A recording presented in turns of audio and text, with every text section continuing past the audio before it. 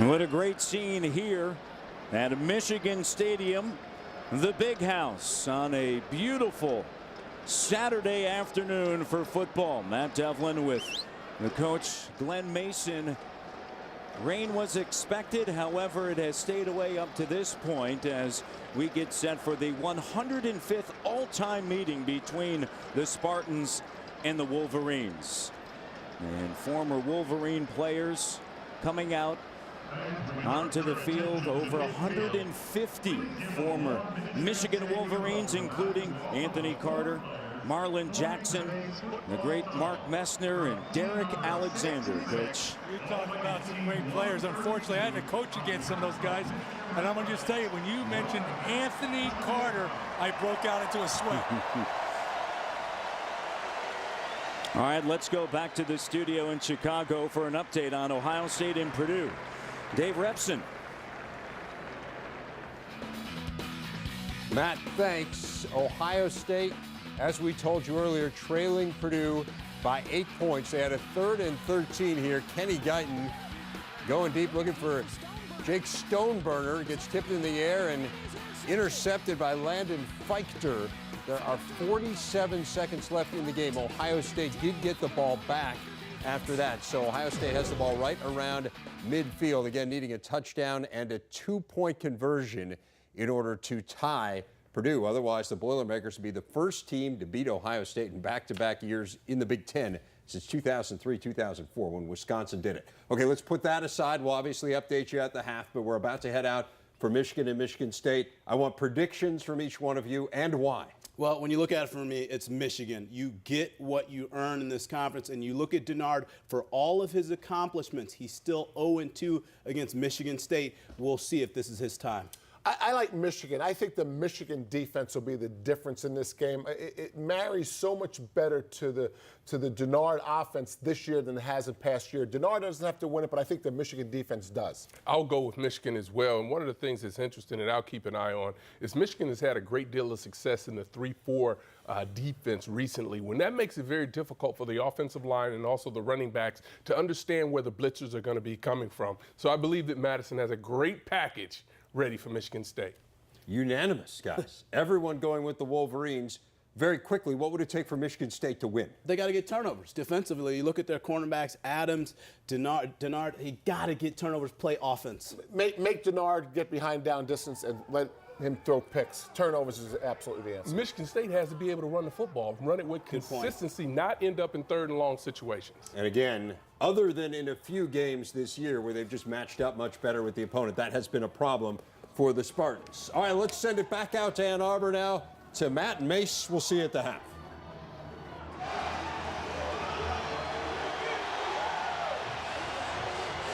Here come the Michigan Wolverines.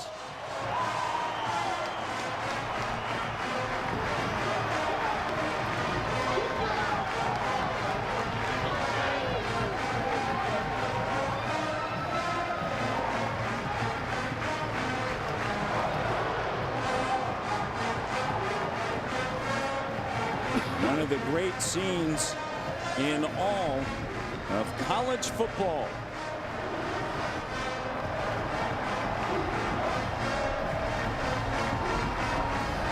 Brady Hoke in his 2nd season.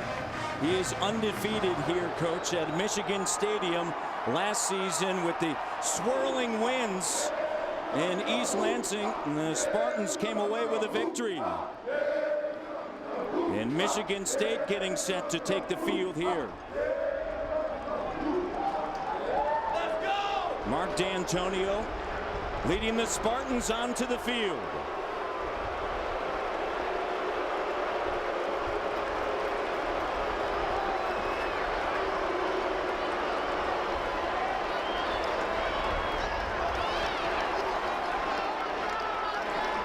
Michigan State has won 4 straight in this series. For the first time in 50 years, Max Bulla, William Golston, and the Spartans, along with Le'Veon Bell, trying to run into their 5th victory straight against Michigan. And Mark D'Antonio 4-1 against the Wolverines. Well, Mark D'Antonio obviously has done a great job. You remember the little brother comment by Mike Hart, which we'll probably talk about later. Ever since then, he has controlled this rivalry. Last time that the Wolverines won, November 3rd, 2007. Denard Robinson, one of the most prolific football players in the history of the Wolverines, has never beaten Michigan State. He has never beaten him, nor, partner, has any member on this Michigan team that's playing today ever beaten him. Unbelievable.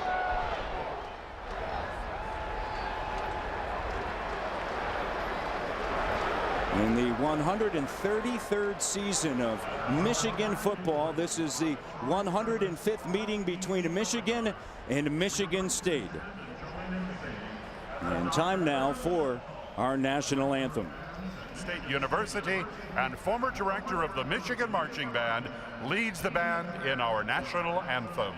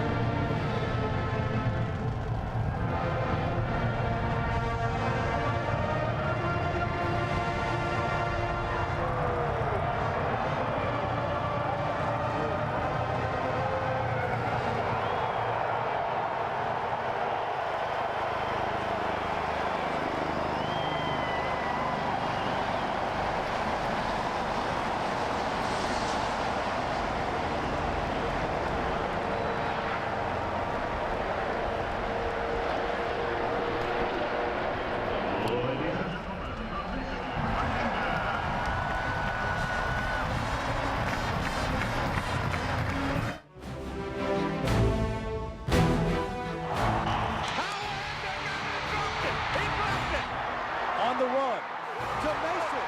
Touchdown, Michigan State. Folks, you can watch football a long, long time before you see another play like that. Touchdown, Michigan State does it! The Spartans upset the Wolverines! Touchdown, Manningham! You know, sometimes you get your little brother excited when you're playing basketball and stuff, let him get the lead, and then you just come back and take it back.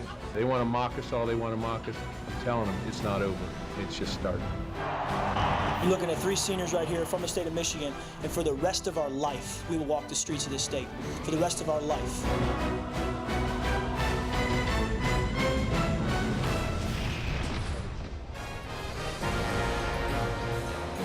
From the Big House, it's the 105th all-time meeting between the Michigan State Spartans and the Michigan Wolverines.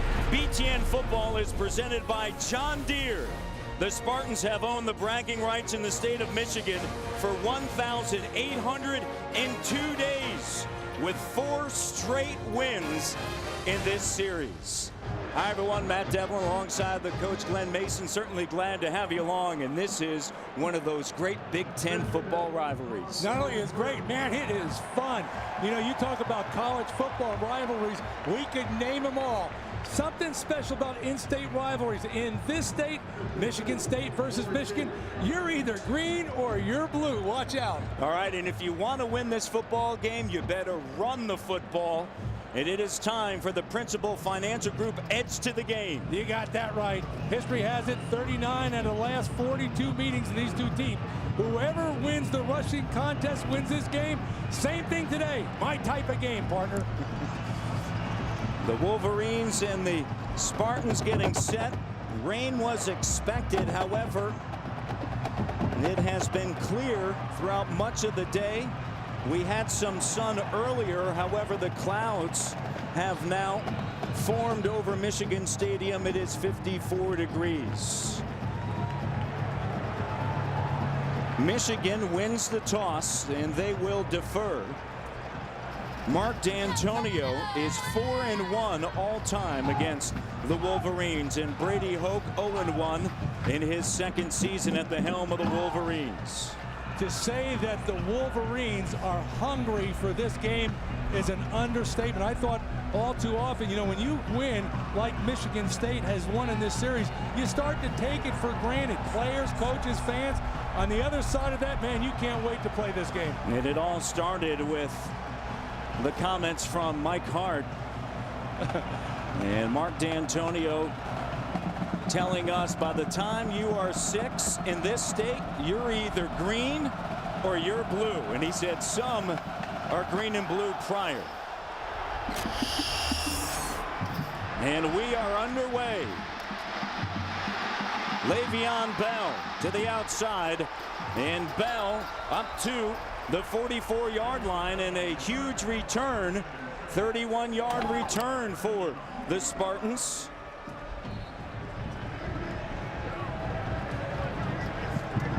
Andrew Maxwell, and talking to the coaches, they believe that he needs to be more decisive and more accurate.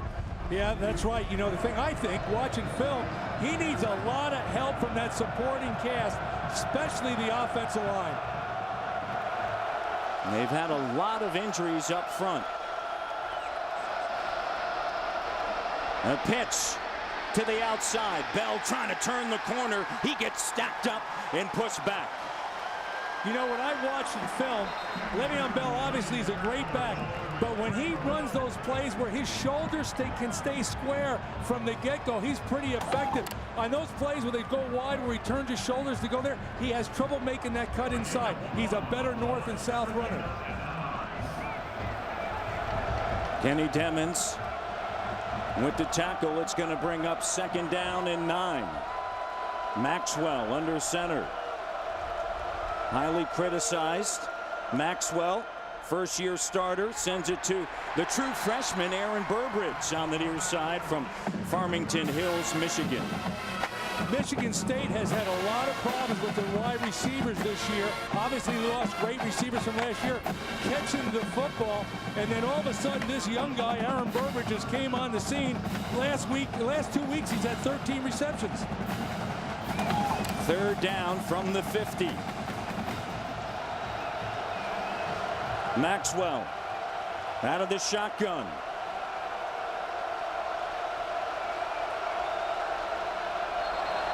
Movement up front. And penalty flags are down.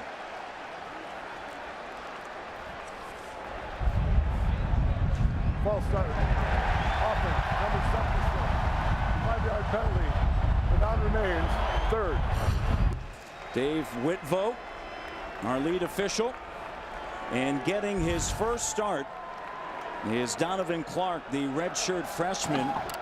That left tackle, you see the movement there, starting for the junior Dan Franz, who had made 20 consecutive starts at left tackle. He suffered a concussion this past week into practice. It is 3rd and 9.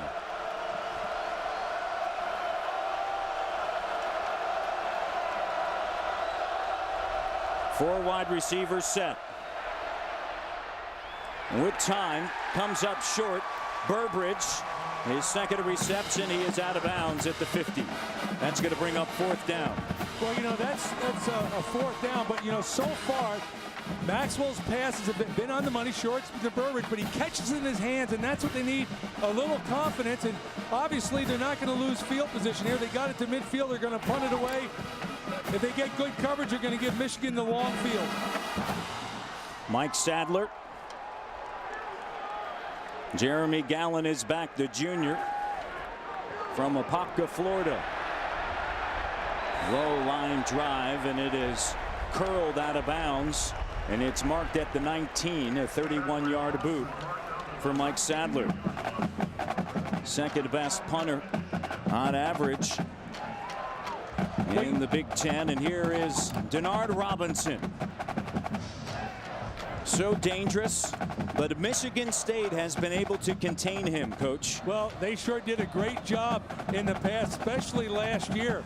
He wasn't very effective running the ball. He wasn't very effectively throwing the ball, but that's the guy today right there. And since Notre Dame and that loss and all the turnovers, Wolverines have it going. Here's Robinson trying to get outside to the edge and can't. And Max Bullock comes up, the middle linebacker, makes a big hit and flags down all over the scene of where the tackle happened.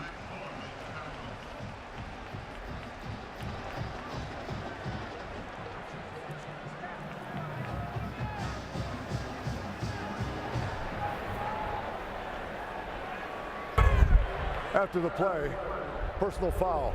Late hit number 77 offense. Half the distance, first out. Taylor Lewan, the left tackle. You remember last year, William Golston actually slapped Lewan. And the late hit right there.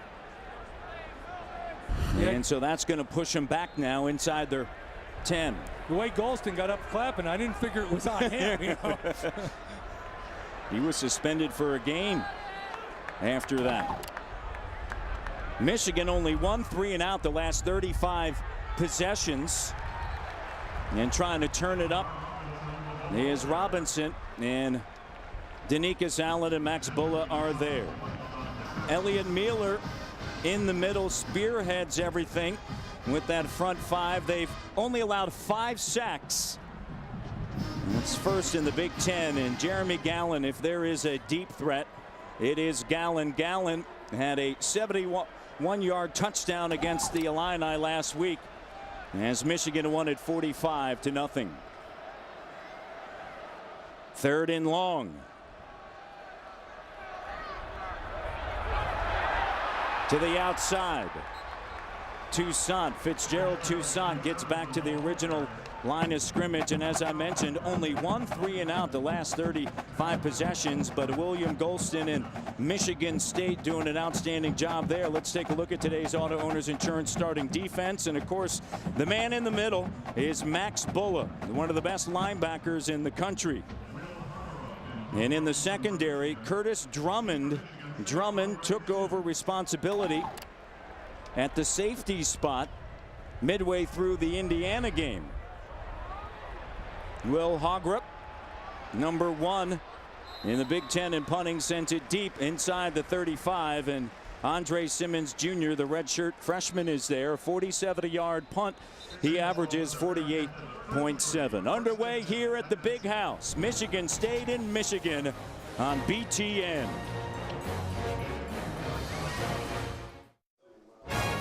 BTN football is presented by John Deere, the all-new, all-powerful Gator RSX 850i.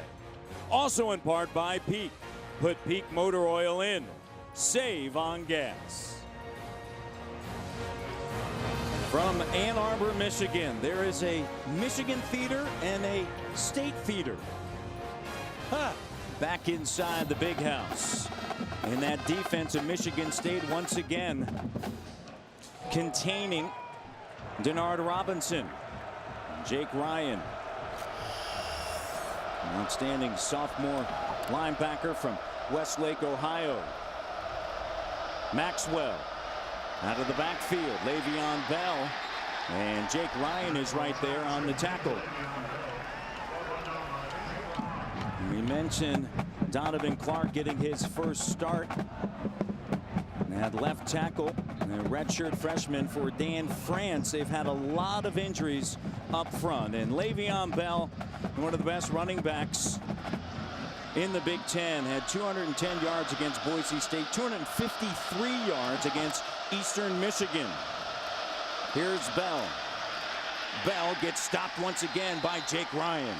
You see that run in the backfield where he starts with the square shoulders? That's the one where he's tough to stop without moving the pile. Let's take a look at today's Auto Owners Insurance starting defense.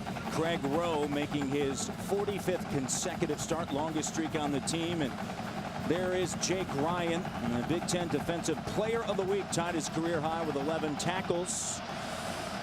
last week, and Jordan Kovacs, the heart and soul of this defense in the secondary, according to defensive coordinator Greg Madison.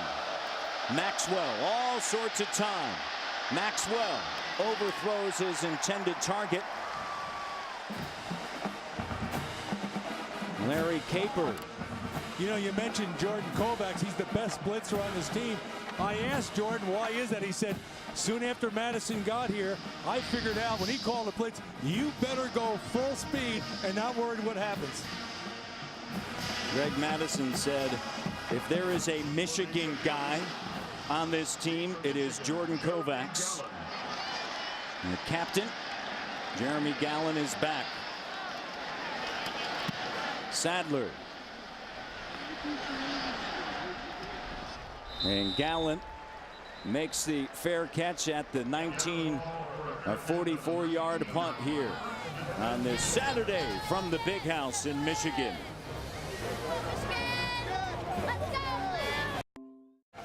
Scoreless here in the first quarter, underway from Michigan Stadium. And of course, throughout the course of this game, you're always tweeting. First of all, you are the mayor of the Big Ten. Wherever we go, everybody's taking pictures. You're like trending right now. Right. You know, it's amazing.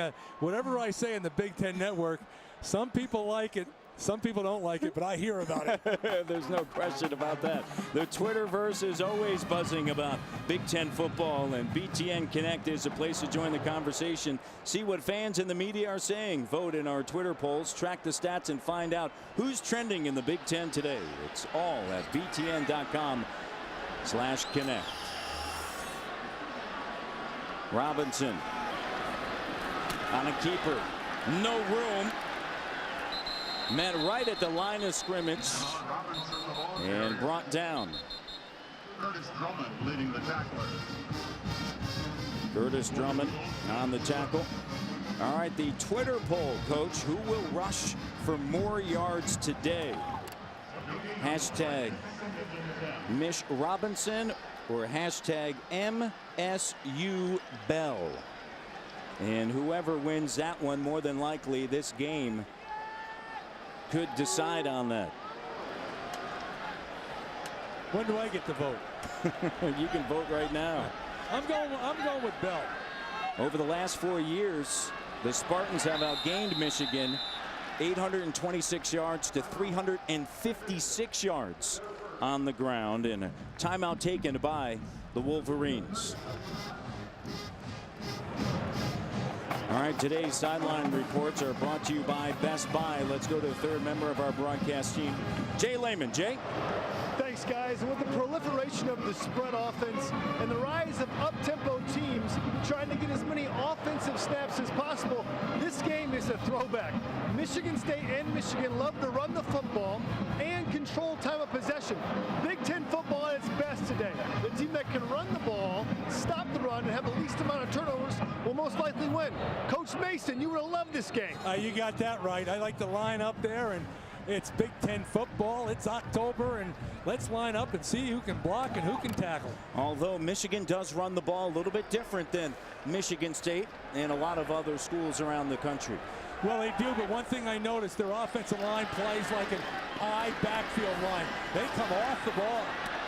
Gallen on the near side. Gallen up to the 40 and brought down. Max Bulla has to track him down from behind in a 22-yard pickup. One of the things that Michigan felt they couldn't do last year because of the swirling winds was throw the football, and with everyone stacked up inside, Robinson connects with Gallen. Yeah, and you see Jeremy Gallen catch the ball there, and one thing about it, he averages 15 yards per catch after the reception. First down from the 41.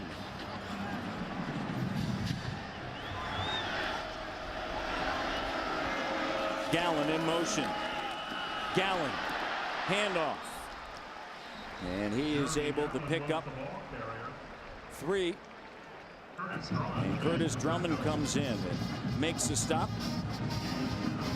Well, the way you see them try to feature Jeremy Gallen, not only as a receiver, but coming on in motion, that was like Urban Meyer's, Percy Harvin type of guy at Florida. You need that type of guy in this offense.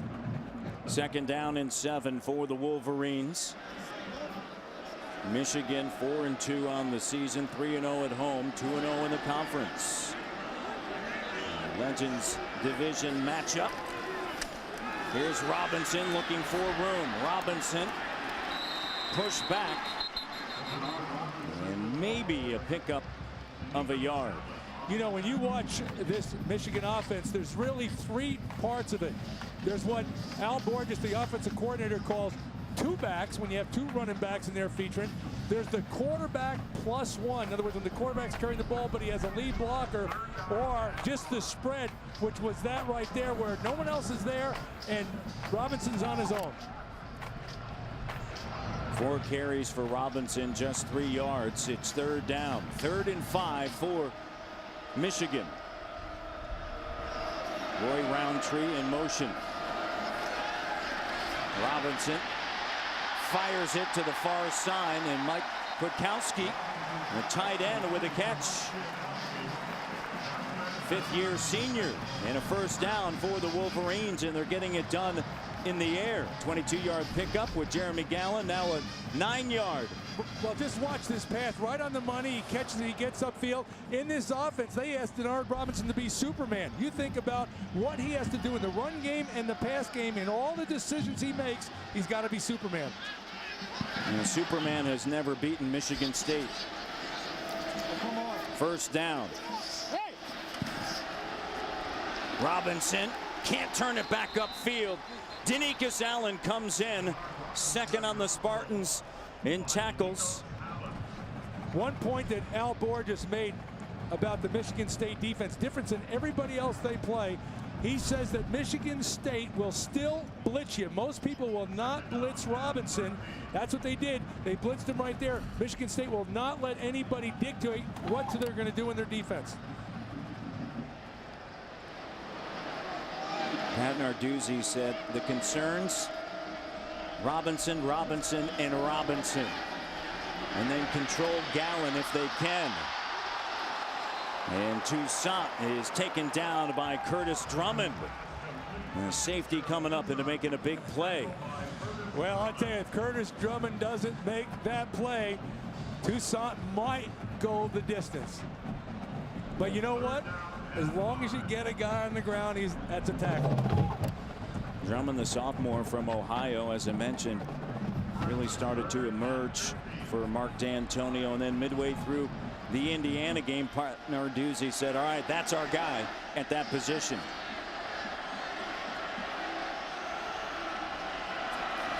Third down and long. Robinson throws underneath, and it's caught by Devin Gardner. And Michigan State, once again. Now the concept behind that part, Pat Narduzzi, he calls a blitz. Robinson gets rid of it, but he has to drop it underneath. They make the tackle. They don't care they gave up a completion. They forced him into a punting situation. Good defensive concept. Yeah, once again, stopping him, forcing a punt.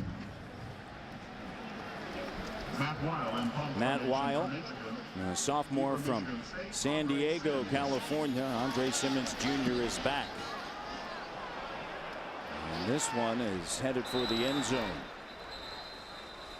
Scoreless with 4:08 remaining here in this opening quarter. The 105th meeting between the Spartans and the Wolverines.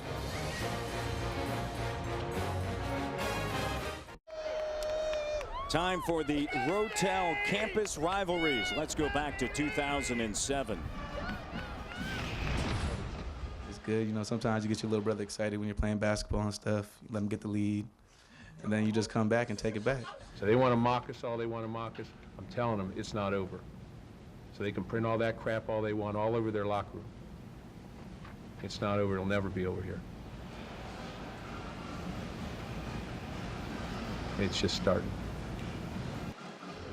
And it did start for Mark D'Antonio. The start of 4 consecutive wins in this series. Last time the Spartans accomplished that. 1959 to 1962. And Le'Veon Bell straight up the middle and a pickup of 6 yards. Michigan leads the all-time series with 67 victories. No one on MSU roster has lost to Michigan, and no one on the Michigan roster has come away with a victory against the Spartans. It's second down, 2nd and 4, and penalty markers.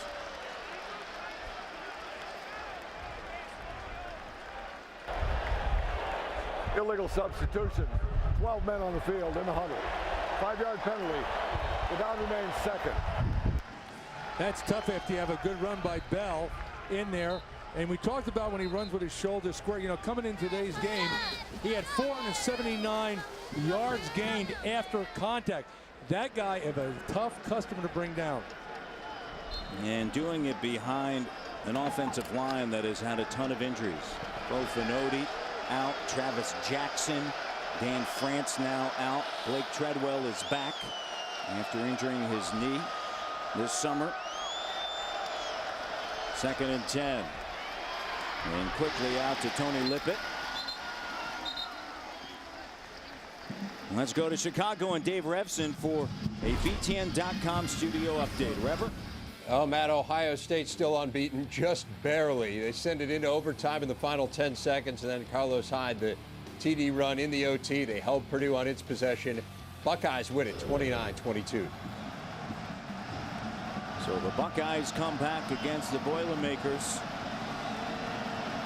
Well, let me tell you, if Purdue would have held on to beat the Buckeyes, they announced that score in the Big House, you wouldn't have believed the roar you would have heard. Ohio State atop the leaders division. First down for the Spartans, and Maxwell goes to Tony Lippett again. You know, Maxwell, when he gets his feet set on those timing routes and he gets good protection, that ball comes out like a bullet. I'm really impressed so far. Just watch it here. He gets set, boom, right on the money. Receiver didn't have to catch, but that's good possession. Move the chains. Another 1st and 10 after penalty. You know, Michigan State coming off of a double overtime loss against Iowa in 1916. Maxwell was just 12 of 31. Bell searching for room. William Campbell, Jake Ryan right there. You talk about Andrew Maxwell's performance last week against Iowa, though. I can tell you that offensive line of Michigan State had a rough day against that Hawkeye defense. You talk about Dan France, who's not playing today, and Donovan Clark coming in.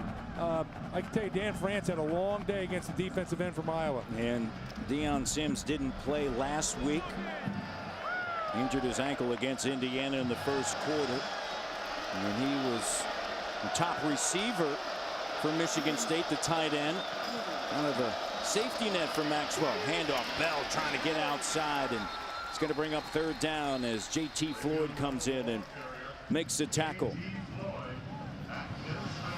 Interesting concept here on Michigan's defense. You know, their defensive ends, Greg Madison was telling us, have earned the right to rotate on their own. He considers them all starters, so he doesn't send them in or out. They just go in and out on their own. Really interesting.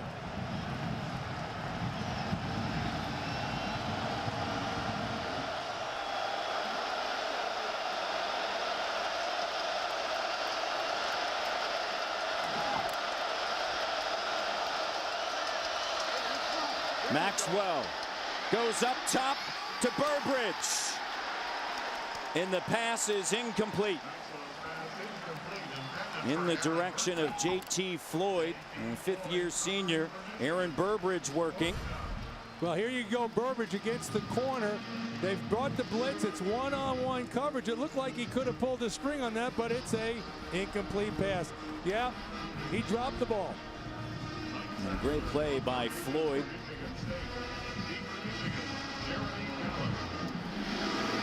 Jeremy Gallant standing at the 20. And a high winding kick, sending Gallant back to the 15. 43 yards off of the left foot of Mike Sadler.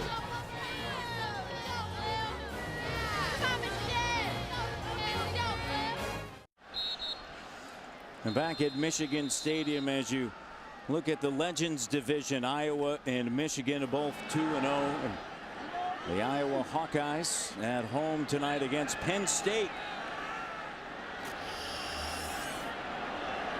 Brady Hoke talks about winning a Big Ten championship. He said that is our goal. And in talking with Denard Robinson yesterday, he said, you know what, it's something that we acknowledge on a daily basis. Yeah, you're right. Every day they look at it, they emphasize it, they reevaluate it, and they go forward. And it is what it is, right? Anthony Carter, great wide receiver from 1979 to 1982.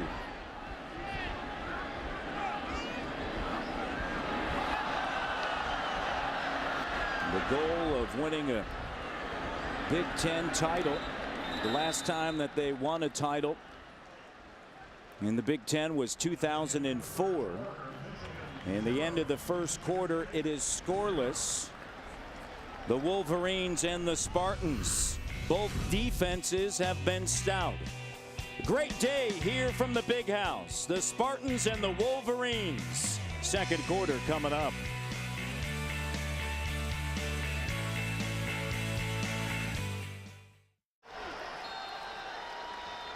The sun working its way through the clouds here in Ann Arbor as we begin the second quarter.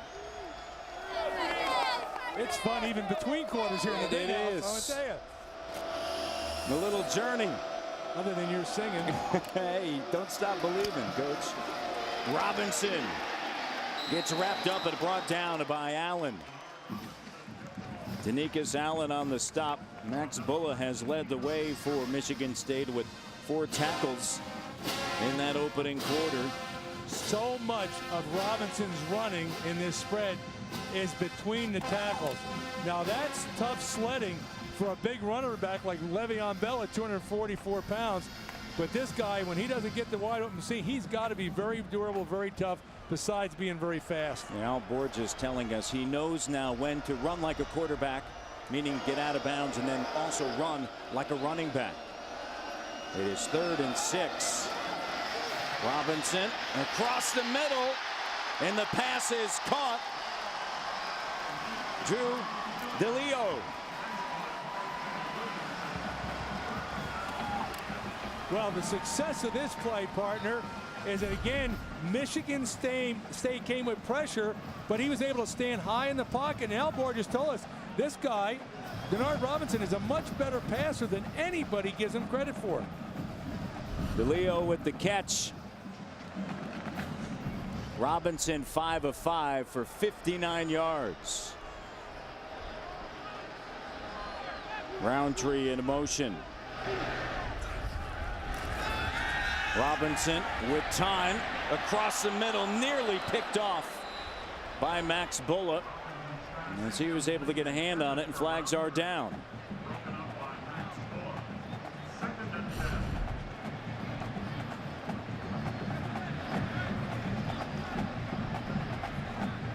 That was something that came up last week in talking to Second down. Illegal shift. Well, you know, that's been the downfall of Robinson in Michigan before, was interceptions. But last week, they had problems intercepting the ball. They could have had 4 of them. And you go back to last week, losing in double overtime and that drive down the end, and you talk to Pat Narduzzi, he said, no, we had an opportunity for 4 picks last week, and we didn't get it done throughout the course of the day, and they lost by a field goal. To the near side, Vincent Smith. All right, let's go to Chicago and Dave Refson for a BTN.com studio update. Dave? Matt, thanks. Indiana is off to a good start against Navy. Stephen Houston with a 1-yard touchdown run. It is 10-0 in favor of the Hoosiers. First matchup ever between these two teams since 1986, which Indiana won 52-29. You look at Michigan State, the way they rallied to the ball and that little screenplay, that's why they're a good defense. 3rd and long, 3rd and 11. Robinson. First down for the Wolverines. DeLeo again. Well, 15-yard pickup, Coach. Yeah, that time Michigan State faked the blitz. Then the linebackers pulled out. And you got to credit the offensive line because, you know, Robinson's not the biggest guy in the world. He sits back there, and he's finding zones to throw to. Put the ball right on the money between two defenders. If he would have had a rush on him, he probably couldn't have completed that pass. R.J. Williamson makes a stop. DeLeo, the junior from Greenwell Springs, Louisiana. Fitzgerald Toussaint breaks a tackle. Toussaint all the way down to the 6-yard line in a huge run for Fitz Toussaint.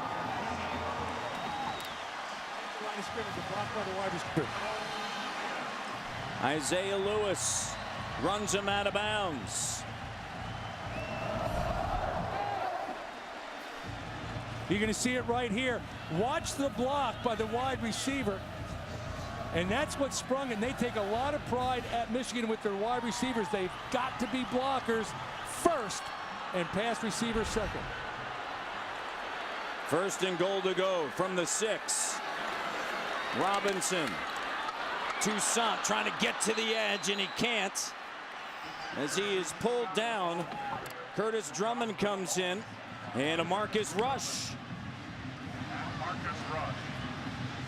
Second and goal.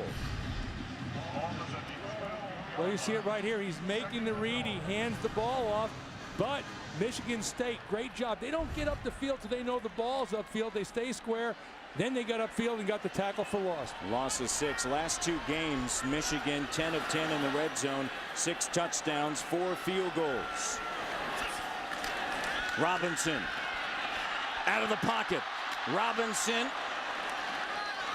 He is dropped at the 70-yard line. And it's going to bring up third down and a gain of 5. Well, you know that play was coming as effectively as they've been throwing the ball. Then all of a sudden you get down in the red zone and the field shrinks. It's tougher to go ahead and fake the pass. And then come on, Denard Robinson, run it because it's awful tough for one guy to bring it down. Credit Michigan State. They did a good job. And I'll tell you, these type of hits on him, that takes an effect on anybody as the game goes on. Physical football. Michigan 3 of 5 on third down. It's third down and goal to go. Robinson to the corner. Overthrows Roy Roundtree. Roundtree broke it off early instead of going to the corner. Yeah, the miscommunication there. It looked like Denard was going to go the corner the whole way. You know the similarity between both teams, partner. They have both struggled getting touchdowns in the red zone. Michigan only 13 of 25 times now in the season. Going in this game, Michigan State was only 12 of 24. Both of them talk, you get down here, you got to score touchdowns. Yeah. Mentioned over the last 2 games, 10 of 10, 4 field goals. This is a 24-yarder for Brendan Gibbons. He is 7 of 9 on the season. His long is 42 yards. And Gibbons through the uprights. And Michigan with a lead here. They've lost 4 in a row in this series here in the second quarter. Wolverines on the board first. 3-0 Michigan over Michigan State. Gibbons.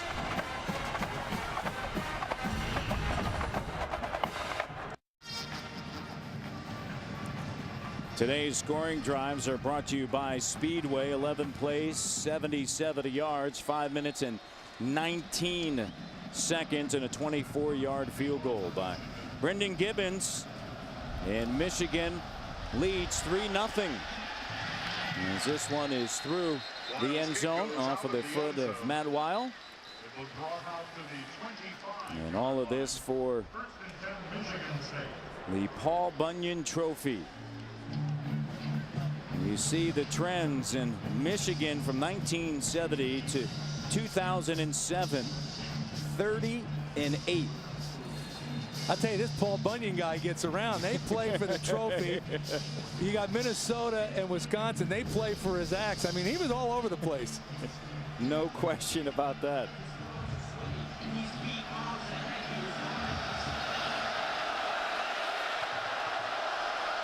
First and 10 from the 25. Maxwell under pressure is brought down. Jake Ryan.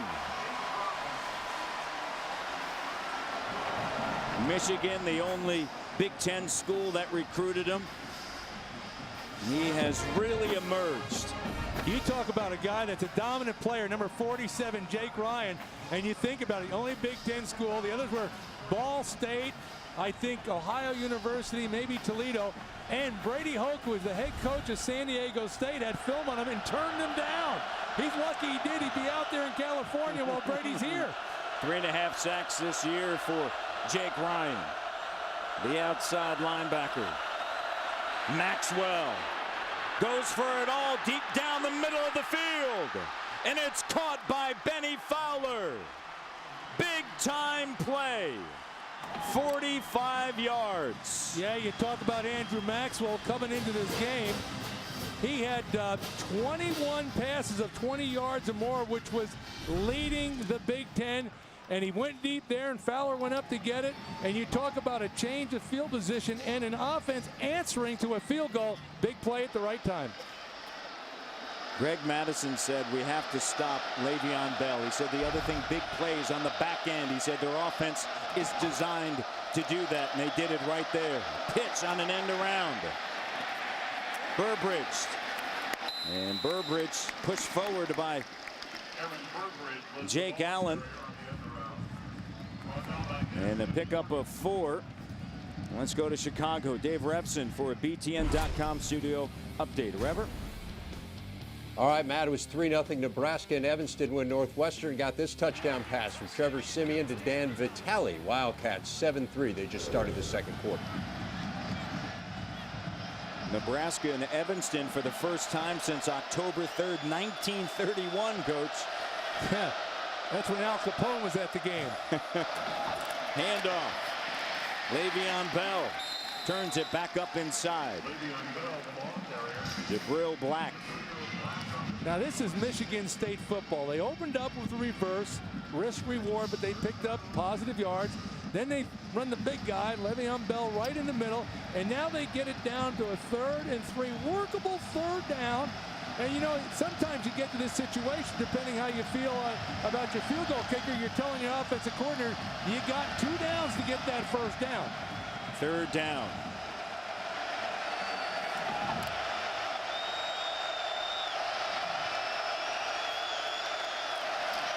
Pitch outside, Bell muscling forward, and Jordan Kovacs comes on the scene to make the stop.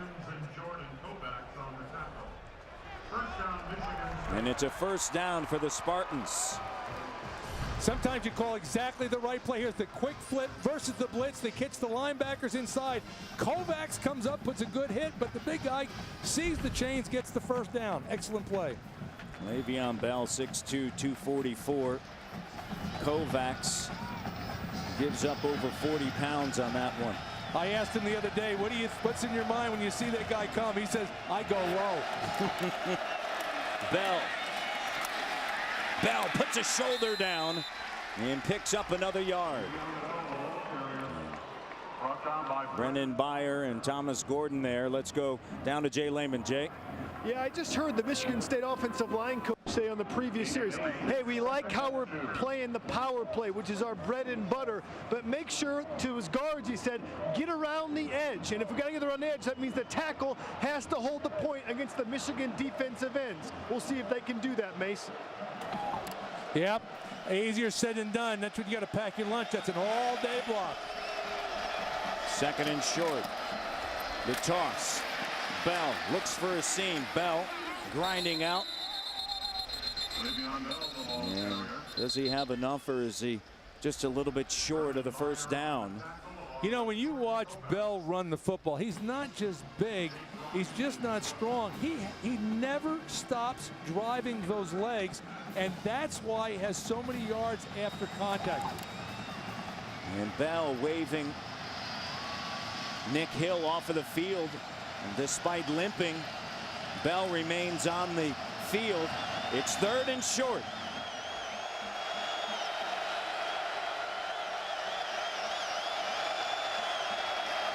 Bell straight ahead. Bell, did he get it? He may be just a little bit short. Kenny Demmons comes in and makes the initial hit. You know, partner, it looked like he tripped. It didn't look like he got tackled or stuffed. It looks like he just went down. Just watch, see it? Yeah. He kind of stutters and loses feet. That's how he likes to run. He takes a little stutter to find the hole, but he loses his balance a little bit and didn't have the power to run over those defenders. Dan Conroy, 14 of 19 on the season. This is a 38-yarder.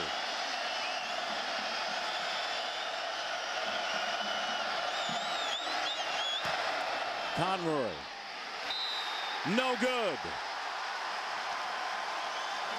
Pulls it. From 30 to 39 yards on the season, he is 3 of 5. Last week against Iowa, 3 of 3. The amazing thing is from 50, he is perfect 3 of 3. He misses a 38-yarder there to tie it at 3. Antonio thinking, I should have went for it.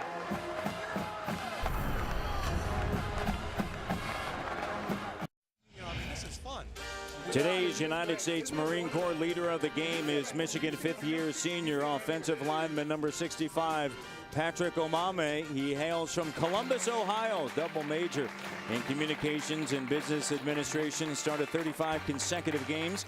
Named to All-State American Football Coaches Association Good Works team. Weekly visits to the Children's Hospital, involved with Heroes for Kids, amongst many other foundations. And great young man that wears the Michigan uniform. And Robinson trying to get outside and is going to bring up 2nd down now. You were saying going to break, you know, Mark D'Antonio may be thinking about going for it instead of that field goal. Well, when you got it down there, 4th and an inch or a fraction of an inch, I know that goes through your mind. Let's go for it. Let's go for it. But you don't want to give Michigan anything to get excited about. And you missed the field goal. You think, knew I should have gone for it. Going to bring up 2nd down and 6 after a 4-yard gain. Robinson out of the shotgun.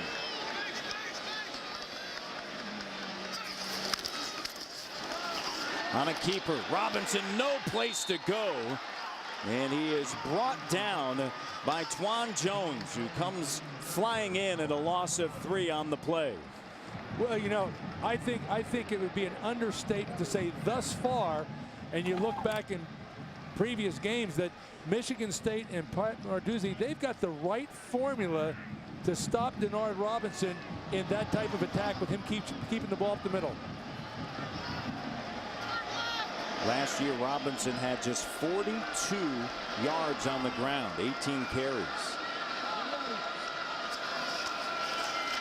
Coming off of the corners, and Robinson trying to get back up to the line of scrimmage. He's going to grind out a couple of yards on the ground. Denzel Drone is there on the stop. You take a look at the numbers over the last 2 seasons against Michigan State. Pat Narduzzi, they have the perfect formula. Well, you know, going back to what Al Borges said, Michigan State is not afraid to blitz us, use their blitz package where most teams are, because you saw in the blitz when Denard Robinson pulled the ball down, someone's going to make a play out in space, or it's going to go the whole way. Will Hogrup leads the nation in average yards per punt. And taken by Sims. Sims met at the 45-yard line and pushed back. Wolverines up 3-0. And some pushing and shoving going on. And officials doing a good job getting in the middle of it. And you see Max Buller right there, a 45-yard punt. And a 15-yard return Brandon Hawthorne making the special teams tackle. That was really good coverage by Michigan because that punt went a distance, but it was low. More from the Big House after this.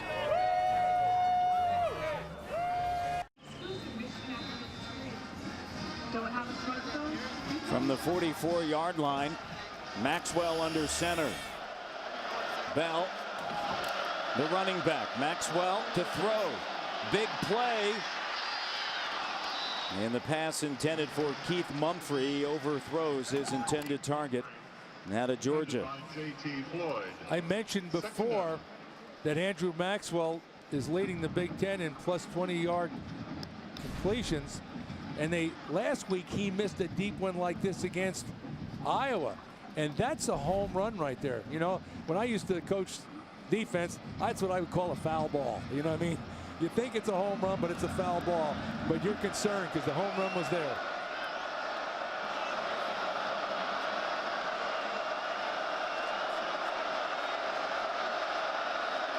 Maxwell on second down.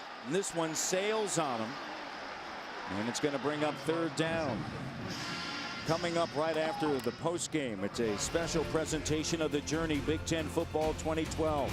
Brought to you by Best Buy. We take a comprehensive look at the Michigan State-Michigan rivalry game as Michigan State looks to win the game for the 5th straight time, and Denard Robinson looks for his first win in this heated in-state rivalry. Immediately after the post-game show, only on BTN. Interesting play calling. They went for the home run on first down. They threw on second down. Now here's third down, and this is Michigan State. They like to run the football.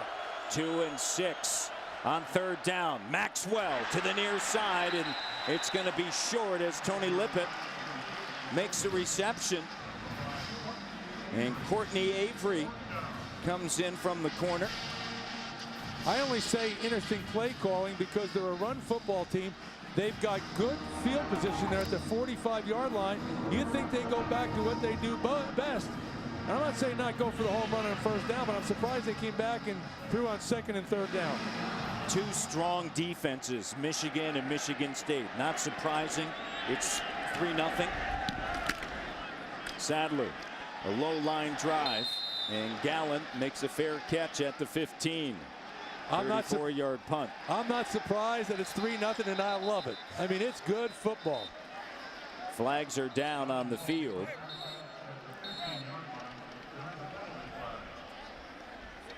The officials getting together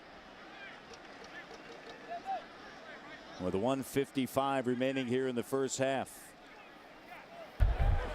After the play, personal foul, unnecessary roughness, defense number 6. 15-yard penalty, first down. The second personal foul in this game. First one was on Michigan, this one on Michigan State. You know, you can't do those type of things, and you especially can't do it in a 3-0 game. And I can tell you, when you have field position like that they were going to have for Michigan, Michigan State knows that that's awful hard for them to go the distance to score. Don't help them out with a personal foul. That moves the ball to the 30. Robinson, a quick strike. DeLeo, Drew DeLeo inside the 35-yard line. A huge day for the junior from Louisiana. 3 receptions, 72 yards, that one 35.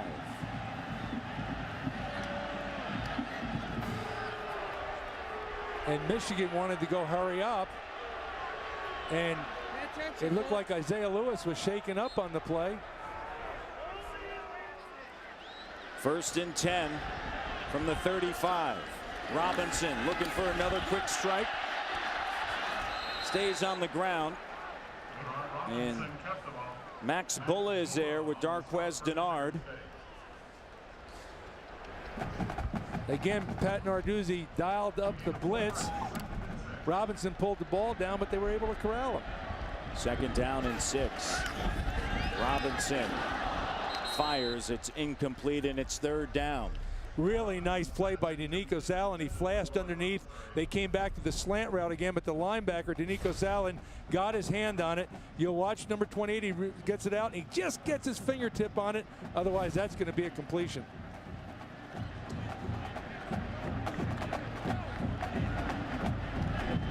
Three for 7 on 3rd down.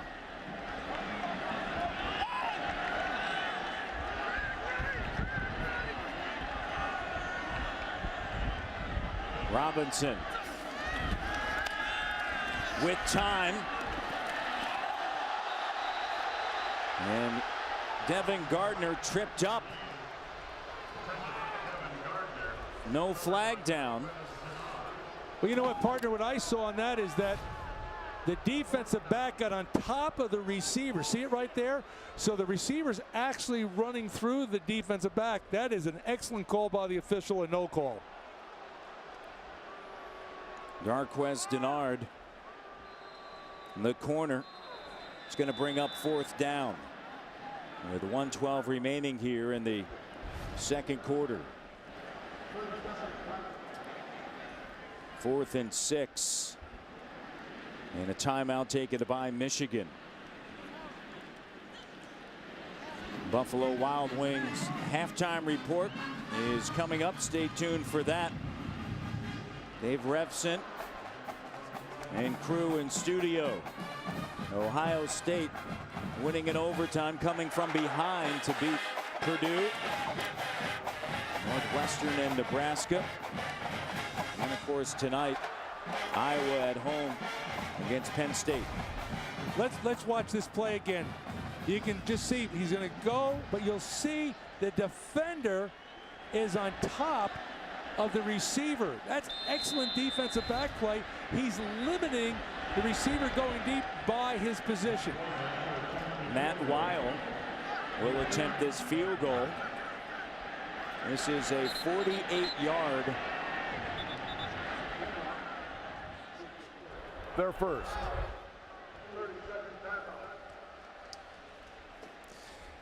Now I'm guessing that Mark D'Antonio called timeout there. Don't make the mistake. He was trying to ice the kicker. What he's doing, it's a long field goal. There's 1:12 to go in the half. He wants to tell his guys, you know what? Be heads up for the fake. You know, we've got a lot of people on fakes at Michigan State. Watch out. Let's not let it bite us. If he's going to kick it, that's fine. The other thing is, don't rough the holder. I'm going to take my chances on this long field goal.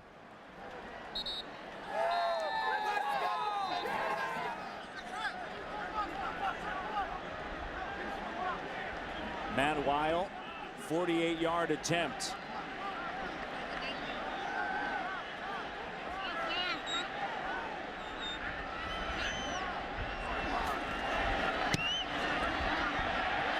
Weil has it right through the uprights. First career field goal. And Weil nails it from 48 yards. 6-0 Michigan. 1:07 remaining in the first half.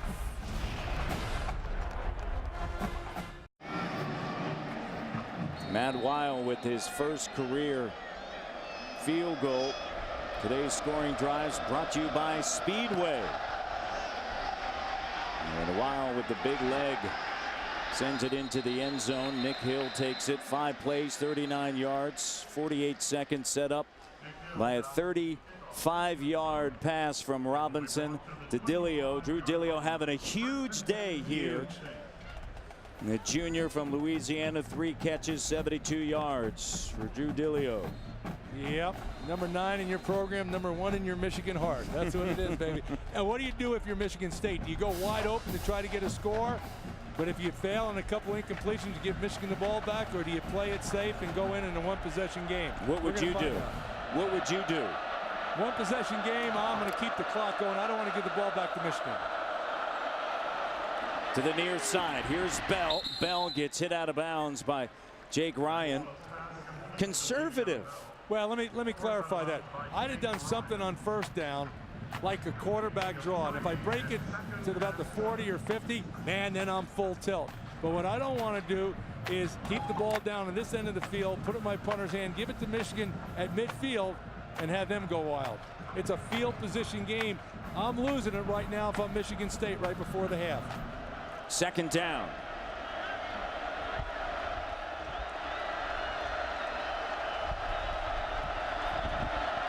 Maxwell quickly up top to Burbridge. Aaron Burbridge close to the first down marker. And Taylor runs him out of bounds and a pickup of 6. Well, Greg Madison, the defensive coordinator for Michigan, he dialed up a blitz, bringing his best blitzer, number 32, Jordan Kovacs. I'm going to tell you, he came as hard as he could, and he got blocked as hard as he could, too. Good job by Michigan State. Greg Madison, the defensive coordinator.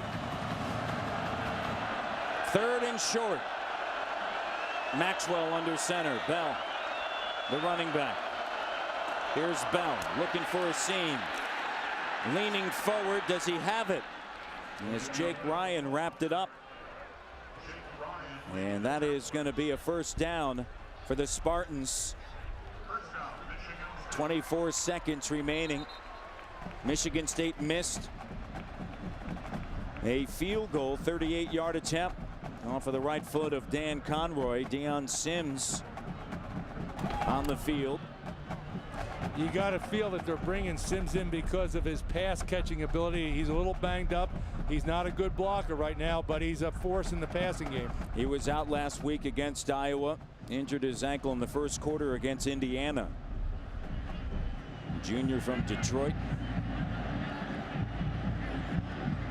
Earlier in the year, there was one receiver that was catching the ball well for Michigan State, and that was Deion Sims. A lot of bragging rights on the line. There are nearly 100 players in uniform today from the state of Michigan. And if you're not from Michigan, I think you're from Ohio. It's one of those. Right. Should not have. Please reset the clock now to 44 seconds. 4-4.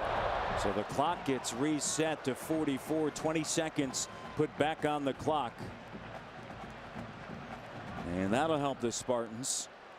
We've owned the bragging rights for 1,802 days. It's been that long since the Wolverines have won in this series.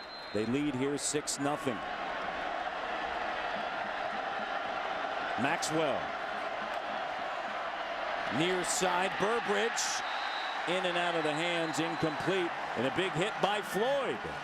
Well, Floyd put a big hit on that, but Maxwell's pass to Burbridge was behind him. And on that slant route, you want it right in front of you. You don't want it right even with you or behind you. You want it in front of you. Halftime report brought to you by Buffalo Wild Wings. It's coming up from our Chicago studio. Maxwell goes up top, has a receiver. Burbridge incomplete, broken up by J.T. Floyd. 3rd and 10. Well, again, they went with the home run. You could see it. Excellent coverage by the defensive secondary. You just watch it. And the thing he does well, he looks back for the ball. If he doesn't look back for the ball, that position, that official most likely is going to throw the flag on him. Look back for the ball. Just the way you were coached. Good position. Floyd, 2 breakups on the day. 3rd and 10. Michigan up 6-0. 28 seconds remaining here in the first half. Mumphrey quickly out of bounds. 23 seconds left. Here's what I was talking about, though. Now it's 4th down. You know, you say, well, what can happen in 23 seconds? I promise you, from past experience, there's a lot of stuff that can happen in 23 seconds. Most of it bad. Sadler back to Jeremy Gallen. Gallen handles it at the 10. Gallen looking for room. Cuts back to the near side. Has a blocker. Gallen past the 20, the 30. Cuts it back up inside now to the outside and brought down at the 37-yard line by Max Bulla. 48-yard punt, 28-yard return. I don't want to say I told you so, but I told you so, and I almost really told you so, because Jeremy Gallen is an exciting player, and you know what? That came close to going the distance. The officials huddled together. The flag is down.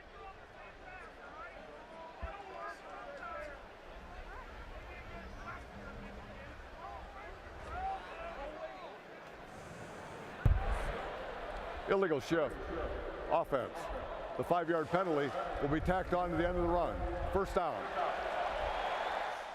So give the Wolverines 5 more yards. 8 seconds. Robinson in the huddle. From their 42. Well, this is going to, I would assume, by this formation, 8 seconds, a Hail Mary type play, but. Dilio on the near side. Robinson looking right. A wobbly pass picked off by Max Bulla.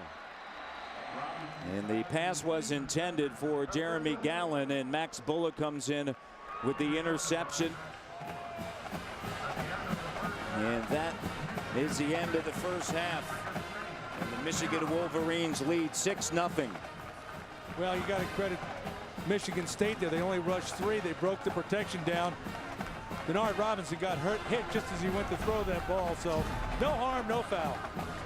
6-0 Wolverines. They've lost 4 in a row in this series. It's halftime at the Big House.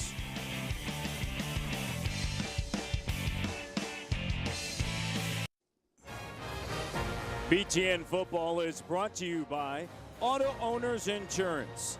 In this moment, who has your back?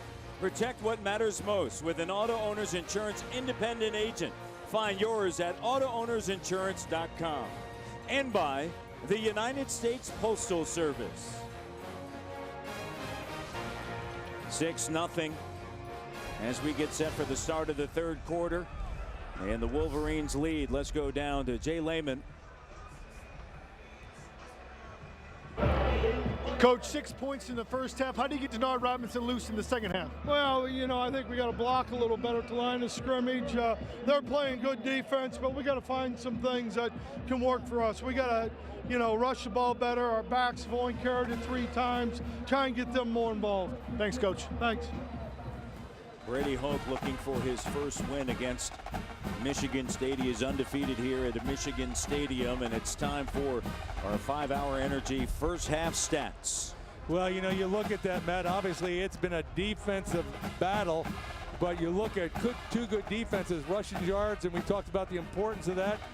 More passing yards than I would expect, but you look at the first downs and ball control, a decided advantage for Michigan.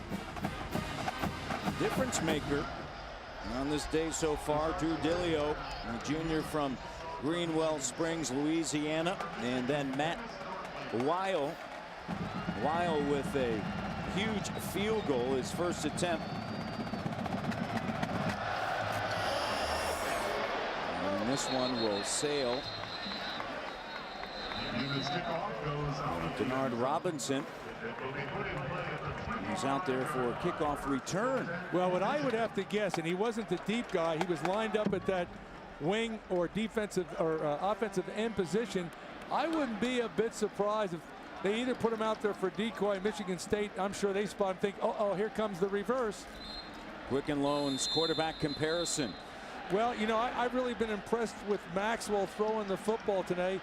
Denard Robinson, though, when you think about how they corralled him running the football, he's thrown it pretty well, struggling on the run. Yeah, neither team has really run the football all that well. Robinson loses it. Is he down? Or is it Spartan football?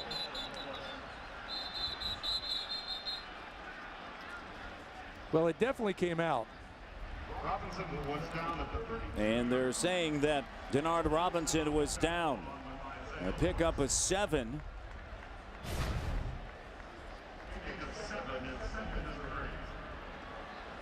Yeah, definitely. Yeah, his elbow hit the ground, then the ball came out. Second and short. Inside handoff. Toussaint has a first down. Well, you heard Brady Hoke say running backs had only carried the ball 3 times in the half. We got to get them involved. Well, they didn't wait very long. You know, neither team has had success on the ground. Both of these defenses have been stout. Toussaint does have 4 carries for 45 yards. Brady Hoke 11-0 at home as a Wolverine head coach. The last 2 weeks he's outscored his opponents 89-13. And this is certainly a different look on this day. The flag is down as Robinson is wrapped up by Allen and twisted around and brought down. So a flag on the play. Offside, defense number 5. The penalties decline. First down. Johnny Adams offsides for Mark D'Antonio's Spartans. I got to ask you a question. How does a cornerback line up offsides? I'll tell you why, because he's lined up on a flanker and he's not looking in where the line of scrimmage is, but when he goes out and you make that tackle, that ball was gone. Devin Gardner, that's who he was lined up against. Here's Toussaint. Toussaint breaks the tackle, grinds out 2 more. And Anthony Rashad White and Allen there on the stop. Look at the first half possessions. Yep, you know, punt, field goal, punt. As we talked about, both teams very concerned. You get that ball in the red zone, you got to come away with 7, not 6.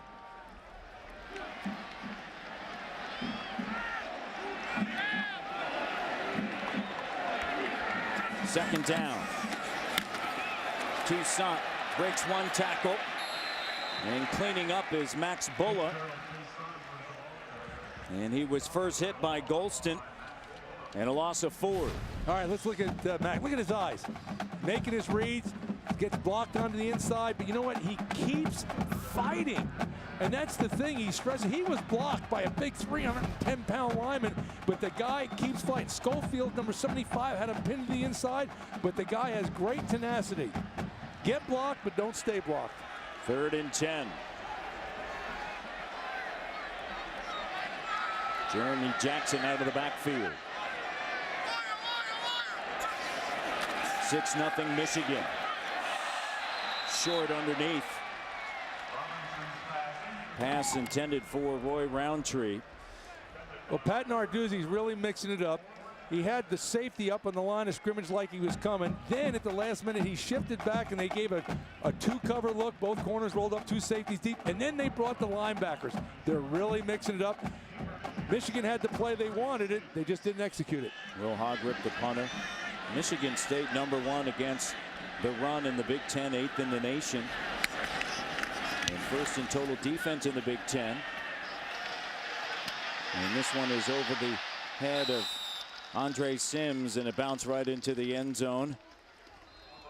And Max Bulla leads the team in tackles, one of the best linebackers. That line, he's got linebacker eyes. Just look at him stress and go and make the play. Great linebacker play.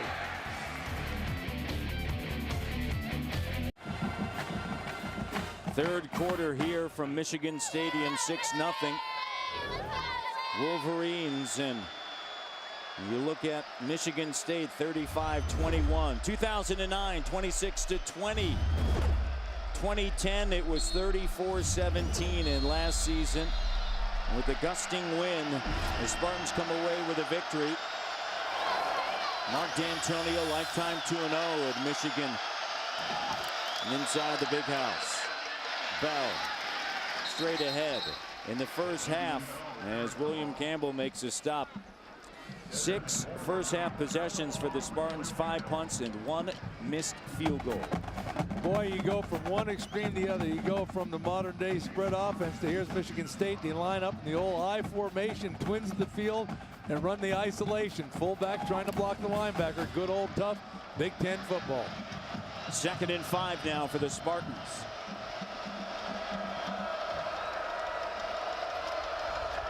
Maxwell swings it to the near side. McGarrett Kings, a true freshman, stopped by Thomas Gordon.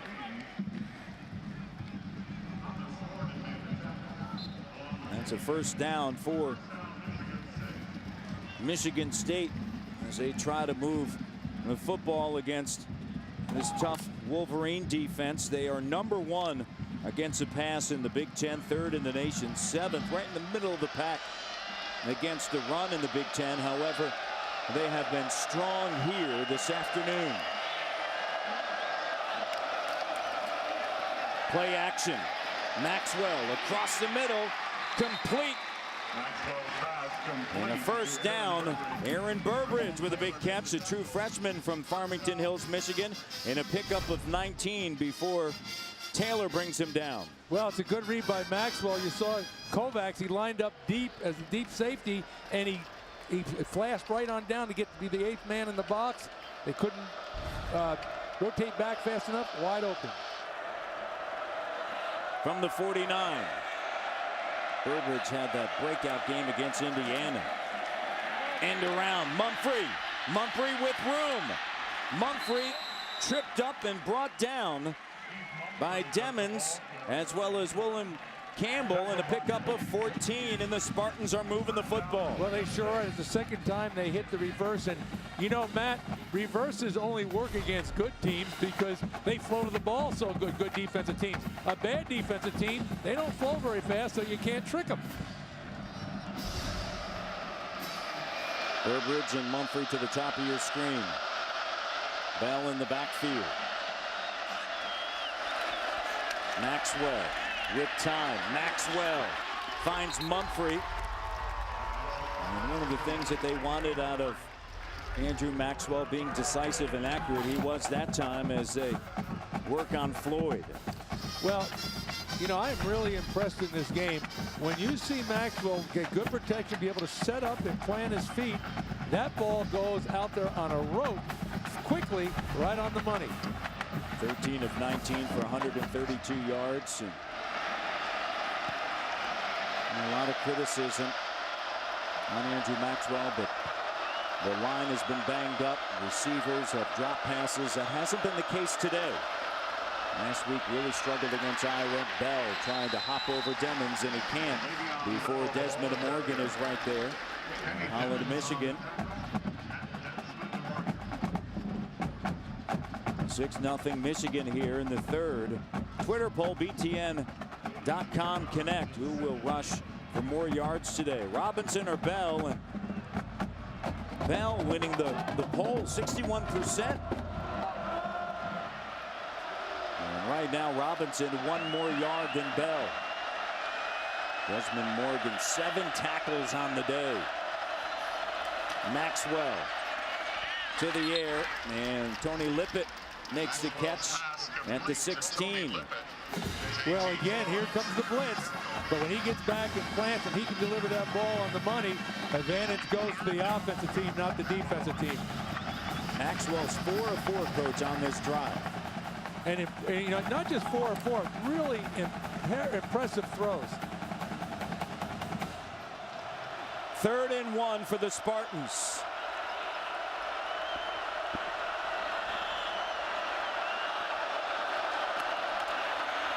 Bell searching for room and a first down, and he gets it. Well, you got to anticipate that a blitz will be coming by Michigan. So what do? You call the play where you gap block, not man block. They run the off tackle power, backside guard pulls around.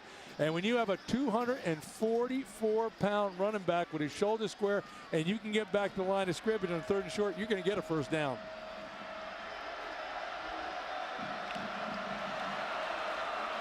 First down for the Spartans, deep in Wolverine territory.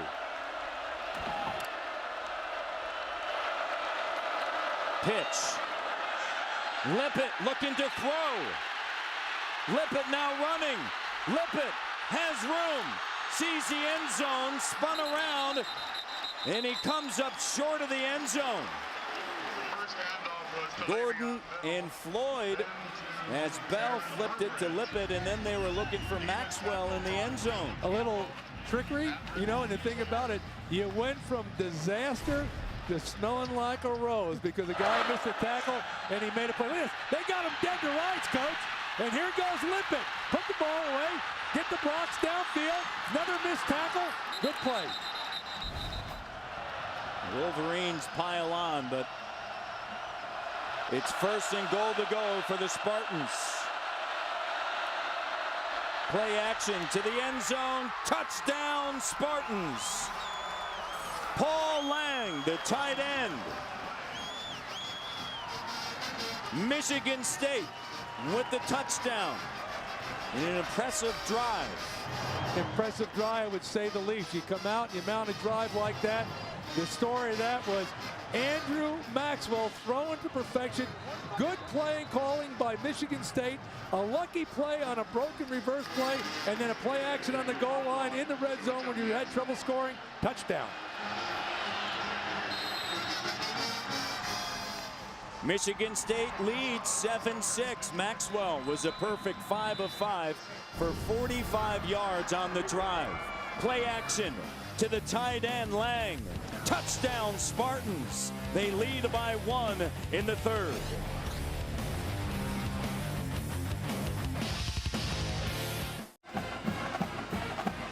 Today's scoring drives are brought to you by Speedway. Paul Lang, first career touchdown. And Tony Lippett kept it instead of throwing it to Maxwell and brought it right up close to the goal line, setting up this. Well, watch this. Play action's always good on the goal line, but look at that defensive line, Matt. They all dove in the ground, playing the run. No pass rush whatsoever. Easy touchdown. 2-yard pass to Lang, 10 plays, 80 yards. Maxwell was 5 of 5. Penalty marker is down. As Kevin Amuma sends it back, it is returned up to the 27-yard line. And there is now some pushing. And Amuma holding back some of the players. And for Michigan State, Ed Davis, the officials.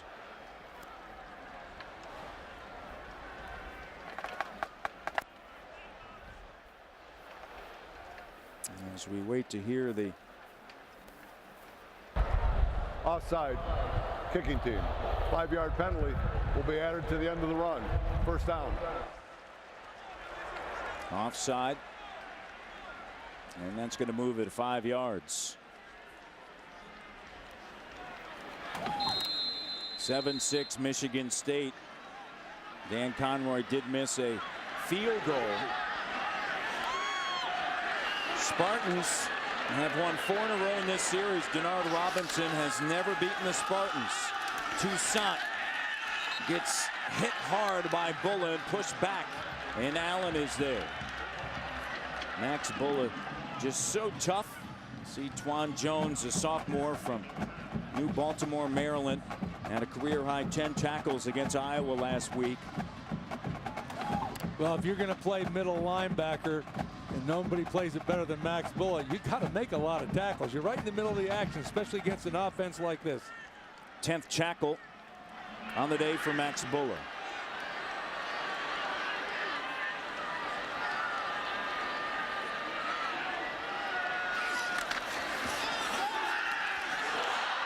Knocked up and batted at the line of scrimmage, and Jeremy Gallen almost was able to make the reception. And it was interesting, we're talking about this defense for Michigan State, and you said they are a good defense, but in order for them to be a great defense, they have to have a better offense. Yeah, that's right. I mean, they're an awful good defense, but if their offense hadn't been struggling and they were moving the ball more and that really good defense was on the sideline next to D'Antonio, they'd be a great defense.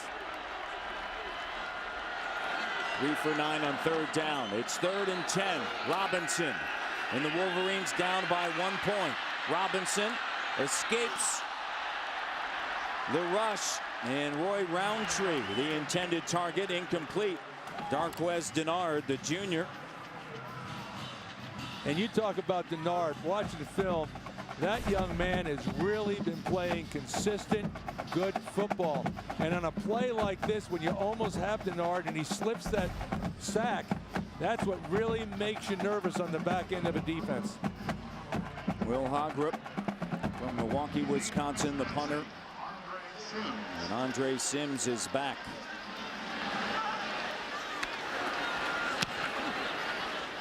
A booming kick inside the 20. And right at the 20 coming up is Sims in a fair catch. 47 yards off of the right foot of Will Hogrup. 7-6. Spartans lead the Wolverines here at the Big House.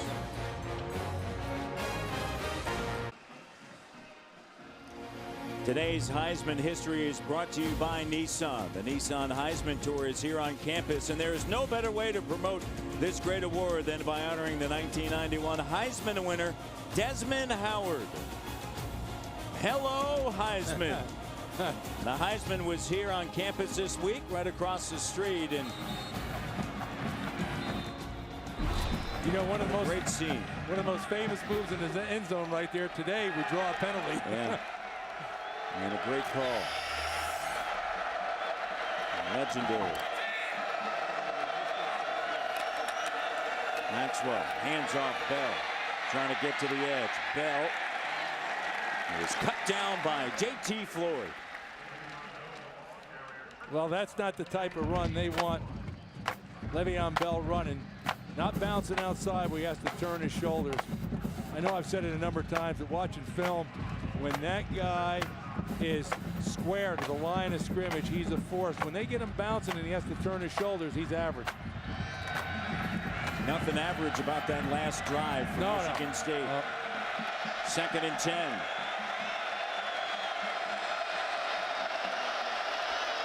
Maxwell. Pump fakes now underneath. Caper. Caper cuts back up inside, and he'll be short of the first down as Jake Ryan is there to make the tackle, and it's a pickup of 70 yards. 8 different receivers Andrew Maxwell has connected with on this day. Yeah, which tells me as a former coach, he's making his reads. He's going through his progression, and he can do that. I was critical of the offensive line coming in this game. You got to credit that. Yeah. Banged up, put together offensive line today so far. They've done one whale of a job. It is 3rd down.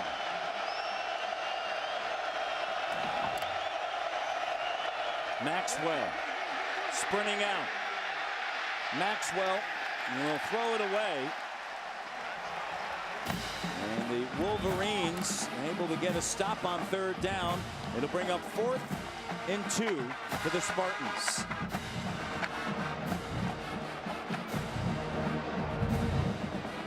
You made the call before the play on by Jake Ryan on the screenplay. I want to tell you, he went inside, he went outside, but he made the tackle, and if he doesn't make that tackle, it's going to go a long way. Gallen is back for the Wolverines. Sadler high in the air, and Gallen takes it inside the 30, a 44-yard punt. 2 excellent punters, 2 best in the Big Ten on display today. Tuesday night, hear the story of the 2002 Ohio State Buckeyes from the players and coaches that helped win the Buckeyes a national championship, Big Ten Elite. 2002 Ohio State football presented by Chase Freedom, Tuesday, 10 Eastern on BTN. Can the Wolverines get their offense on track? Play action. Robinson batted at the line of scrimmage by Anthony Rashad White. That is one big presence on the inside. 6'2", 330. Well, you see, he didn't take the snap quite cleanly, but watch, he's a short guy, and he threw the ball low. I mean, that defender didn't even raise his arm. He just gets it out to the side, a little sidearm right there. Anthony Rashad White knocks the ball down. Robinson 0 of 4, coach, here in this second half. Toussaint is pushed back. James Kittredge from Ramsey, New Jersey. This is his 3rd start of the season. Started against Eastern Michigan and then last week against Iowa. Well, he's unblocked. He ought to make that play. You know, you can't pull a guard without the tackle blocking down. That's just elementary. Big mistake there by the Wolverines. Big play by Michigan State.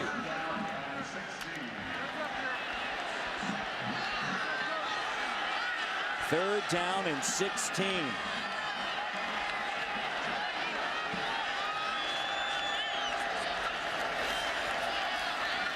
Robinson down the middle of the field. Incomplete, intended for Jeremy Jackson. Yeah, Jackson was down there. I guess that might be the good news. The bad news, you had both safeties for Michigan State right back there. You had Curtis Drummond, Isaiah Lewis. That ball was up for grabs. You're lucky they didn't pick it off. What is Pat Narduzzi and his defense, defensive coordinator for Michigan State, what are they doing right now that is causing so much issue for the Wolverines? It looks like they've got Michigan confused, the quarterback and the offensive line. Hogrup shanks it off the side of his foot. A rare sight. And the disappointment on the face of the junior, Will Hogrup. A 30-yard punt. And it just gets worse right here. It's a good snap, and uh-oh, there it goes. It's a shank. And you know the thing about it, we talk about momentum, Matt, in football all the time. And all of a sudden, you know, when it swings, and it is swung in this game, you can feel it. You can almost smell it. The momentum is all Michigan State. Now, I'm going to tell you, Michigan State is known for trick plays. The only thing we've seen so far is the reverse. Watch out for a trick play coming someplace here. Maxwell, handoff, Bell. Bell got stacked up behind a couple of his offensive linemen and then darted outside and finally tackled by Jake Ryan. There was nothing there, but the big fella kept his feet going and kept pushing, kept his shoulders square, and all of a sudden he gets positive yards. Not a big play, but it's big when you're trying to move the change and you're holding on to a 1-point lead. 2nd and 7. 3 minutes remaining in the third. Maxwell to the near side, and he hooks up with the freshman Aaron Burbridge, and Taylor is there to make the tackle. Well, again, that's not a big play, but it's a positive play, so now you get third down into a workable number. Not that it's a gimme, but I can tell you when you come up with a third down play with 4 to go, your chances of converting are a heck of a lot better than when it's 3rd and 7. It's 3rd and 4. Maxwell has been sharp here in the second half.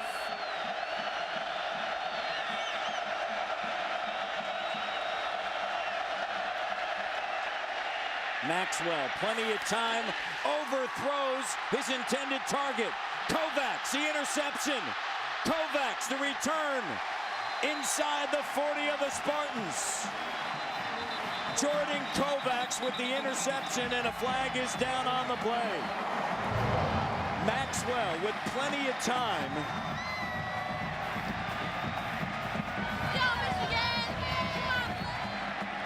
Throws the interception. Kovacs, 5th of his career, 1st this season. Illegal block in the back. Defense number 30. 10-yard penalty. 1st down. Thomas Gordon. Well, that's the first big mistake of the game, and you'll see Maxwell, he's back there, but watch, he kind of double chokes the ball, then he throws flat-footed, the ball sails on him, and you can't do that. You can't throw a short pass deep, or you can't throw a deep pass short. And he lets the ball sail, and there, Mr. Michigan, Jordan Kovacs, big turnover. The captain, Paul Lang, was the intended receiver, the tight end. Wolverines down here in the 3rd quarter. Keeper, Robinson, straight up the middle. Robinson staying on his feet inside Spartan territory, and he is tackled and brought down at the 45-yard line in a pickup of 12 yards for Michigan. Well, Narduzzi dialed up the blitz again. The only problem, watch Robinson, he'll run right by the linebacker, and then he's off to the races. Denikos Allen missed that tackle in the hole. 1st and 10.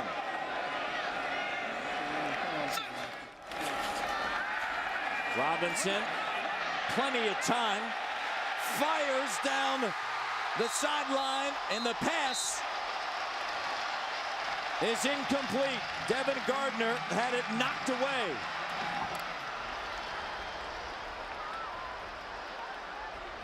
Had all the time in the world, had a wide open receiver. I was surprised that he was that wide open. It must have been a coverage bust, but then when you drop the ball like that, I guarantee you, Brady Hoke is standing on the sideline, and right there he says, "You got to be kidding me." 0-6 in the half is Robinson. You're lucky that wasn't White. 2nd and 10. And a timeout taken by Michigan.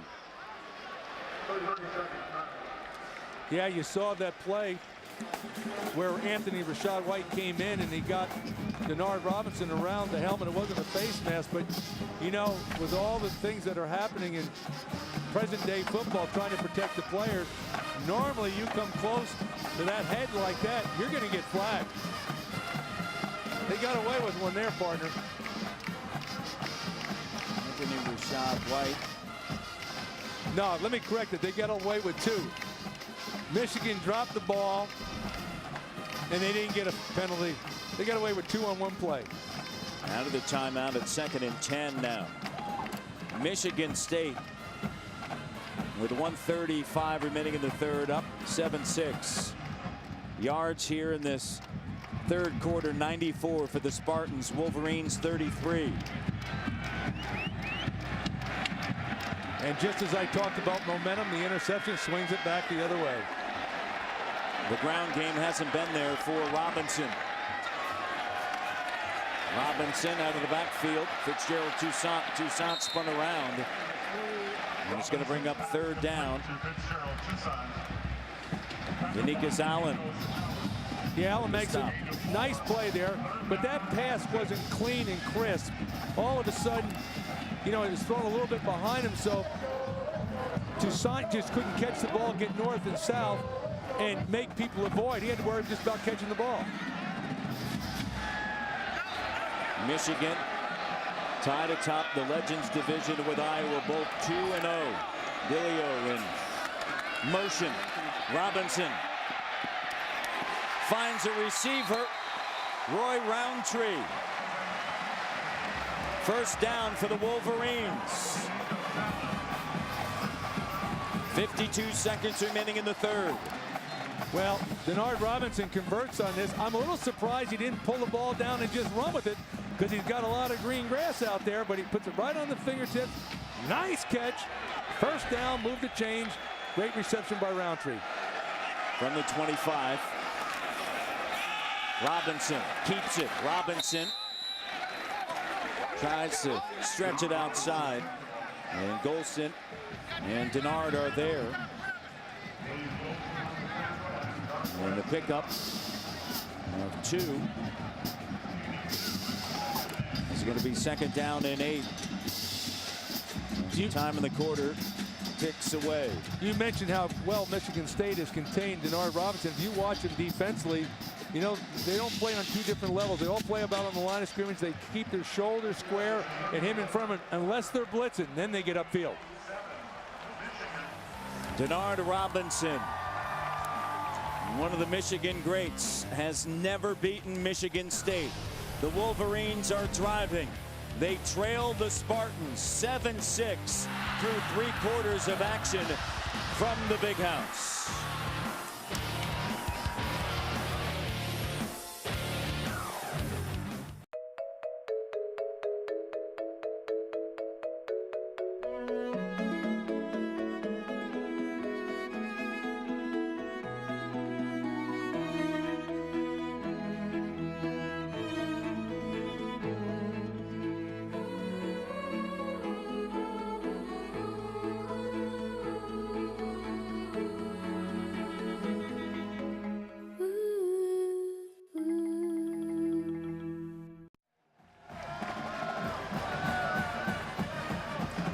Just one of the great scenes in all of college football here at Michigan Stadium.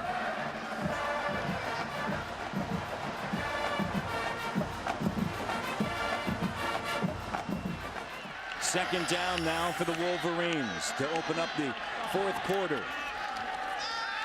Robinson has a receiver,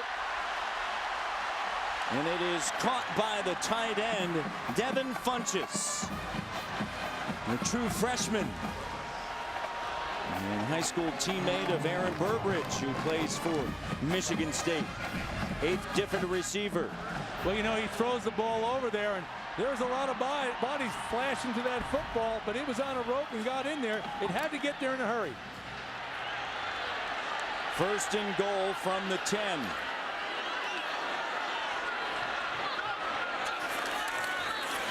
Handoff, Toussaint. Toussaint inside the 5 and ridden down by Chris Norman. It's second and goal now for the Wolverines. Well, you would expect this from Narduzzi and Michigan State, but they're dialing up blitz after blitz after blitz down here, going after it, and it's a guessing game, but you got to credit Michigan's line now. They're picking up that stunt and giving them running room down there in the red zone. Toussaint 9 carries, 46 yards. Robinson 16 carries, 53 yards.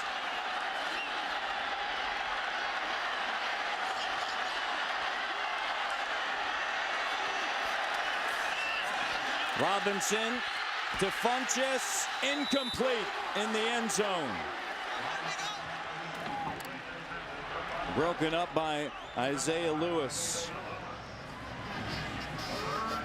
They call him killer because he tries to kill you. He said they get after you. He's nonstop, Pat Narduzzi told us. Hey, let me tell you, is that Devin Funchess a good-looking young player?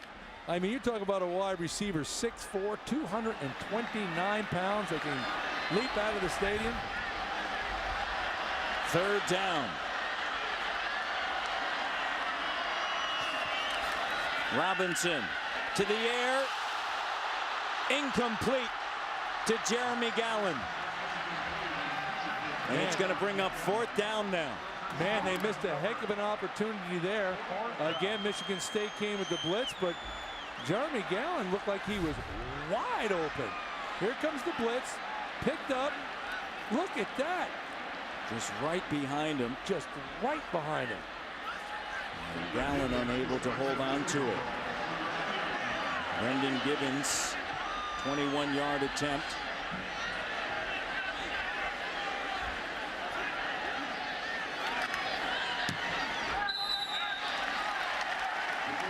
And it's good. He's 2 of 2 on the day. Matt Weil 1 of 1. 3 field goals for the Wolverines. And Michigan leads 9-7 here in the fourth quarter. Robinson with time across the middle behind Gallen. But a field goal puts him on top.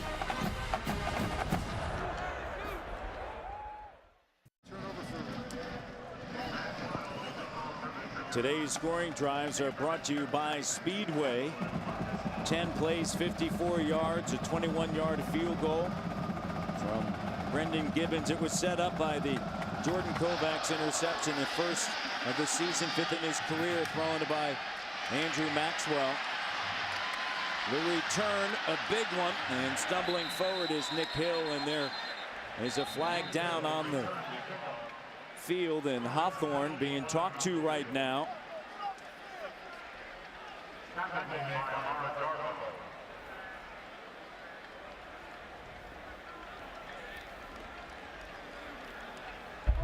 During return, holding, offense, number 47.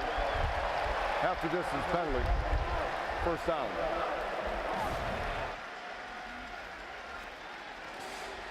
Oh, yeah. That wasn't a holding, that was a tackle. Jeremy Gaynor, Michigan up 9-7. Third largest crowd in Michigan Stadium history. And they're into it, aren't they? Huh? They are. I don't see any green pom-poms out there. The only thing green is that field.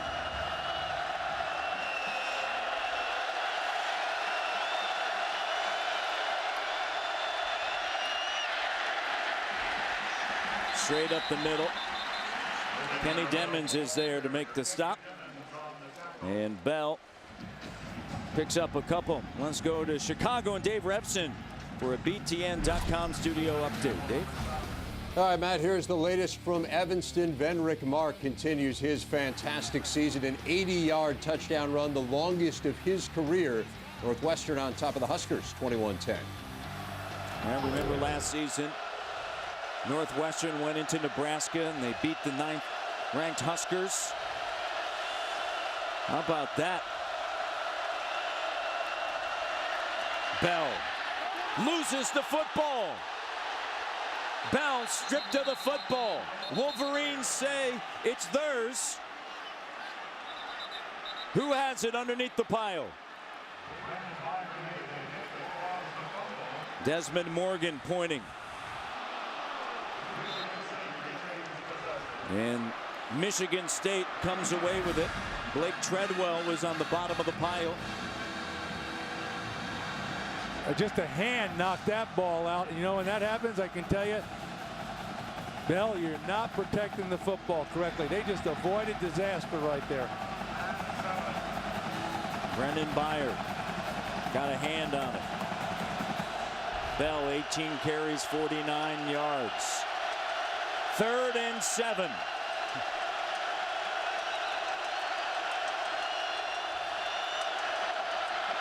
Maxwell throws a strike.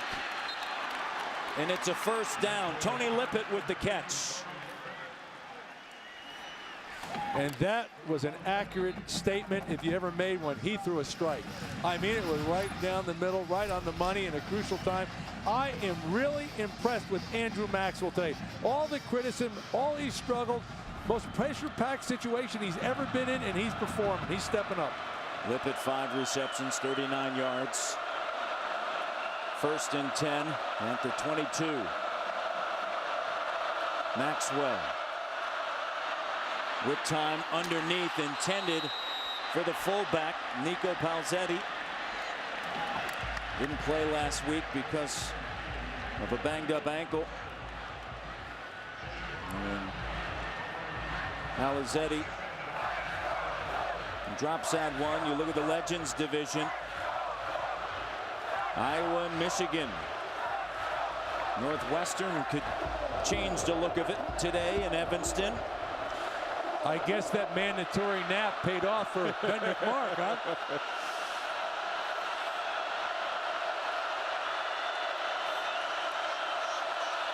Bell. No place to go. Jake Ryan was the first one there. Tied him up around the shoelaces, and then the rest of the Wolverines came in. Well, I'm going to tell you, if you like football and you like defense, I hope that you're videotaping or whatever you do at home this game and go back and watch this defense again, both sides, for the Spartans and the Wolverines. It's as good a defense as you're seeing played anybody anywhere in the country right here today in the Big House. Videotape? I don't know. Is that what you do? I don't know. My wife does that for me. I don't know. You still have a VCR, don't you, Coach? You bet I do. 3rd and 10. Maxwell, incomplete. Pass intended for Mumphrey, and J.T. Floyd right there. Well, credit Michigan. They played that slant route the whole way. That's what Michigan State's been capitalized on it from the snap of the ball. Those corners jumped inside, and if it was a better pass, it probably would have been picked off. I mean, they play it. Just look at them close. See that? They're closing on that receiver right away. Maybe a little slant and go. Might work against it, but that slant was not going to work right there. Gallen standing at the 35. Sadler, it's a fake. Sadler with the first down and more. How about that for Michigan State? You knew it was going to come someplace. Mike Sadler and Mark D'Antonio has his team with a first down. A 26-yard pickup. Mike Sadler with the fake.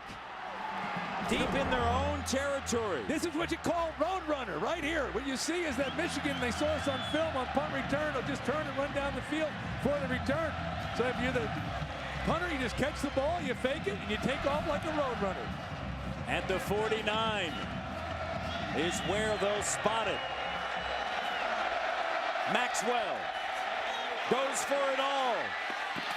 And he overthrows the intended target, Aaron Burbridge. You knew that was coming after Sadler. There it goes.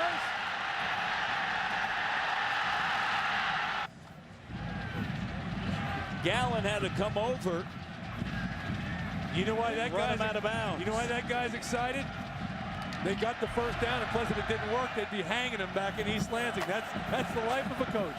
He's 4-1 against Michigan. He is 2-0 as Mark D'Antonio here at Michigan Stadium. 2nd and 10. His team down 2.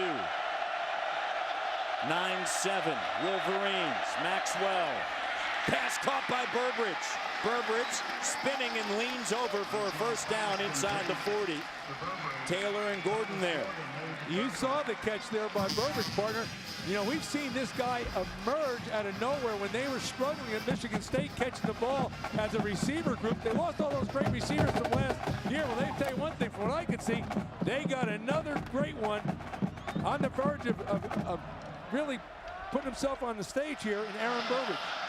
Burbridge, including today over the last 3 weeks, 19 receptions for better than 270 yards. Handoff, pushing it straight ahead. And Bell brings a pile with him for a yard as Desmond Morgan is there to make the tackle. 9 tackles on the day for Morgan. Yeah, and here you are. You got 2nd down, about 5 yards, and you're looking at the scoreboard. You say, you know, I got to get a touchdown here, but I got to make sure I at least get a field goal because I'm only down by 2. Grant Conroy missed a 38-yard field goal. 4th and inches. Bell. And 2nd down, and that's going to bring up 3rd down. Desmond Morgan makes a tackle. It's going to be 3rd down and less than a yard. Yeah, you got 3rd and less than a yard to get in the red zone. And remember how they avoided disaster a minute or so ago on the fumble by Bell, and they recovered. Otherwise, this could be a whole different story.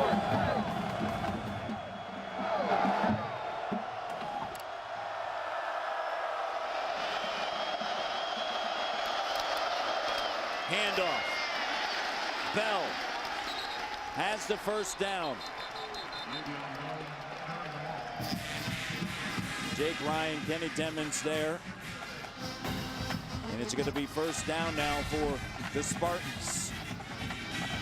The line doing a solid job today. Remember, this is an offensive line without Fo Finodi, Travis Jackson, Dan France. They do have Blake Treadwell back. Yeah, you know, they're not getting a lot of movement, but one thing they're doing, they're getting hat on hat, preventing penetration, and letting Bell do what he does best, move the pile. 13th play of the drive. Here's Bell. Bell looking to get outside. Kovacs wraps him up. Jordan Kovacs. Let's go to Jay Lehman. Jay? Yeah, the Michigan State sideline after that fake punt, obviously electric. They feel like they're poised to do some big things, but the Michigan defense has lost a little bit of that swagger. They were playing great for those first couple downs of that series, but that fake punt, that's like a turnover. That's like a sudden change. So hard to recover after that. 2nd down. 2nd and 8.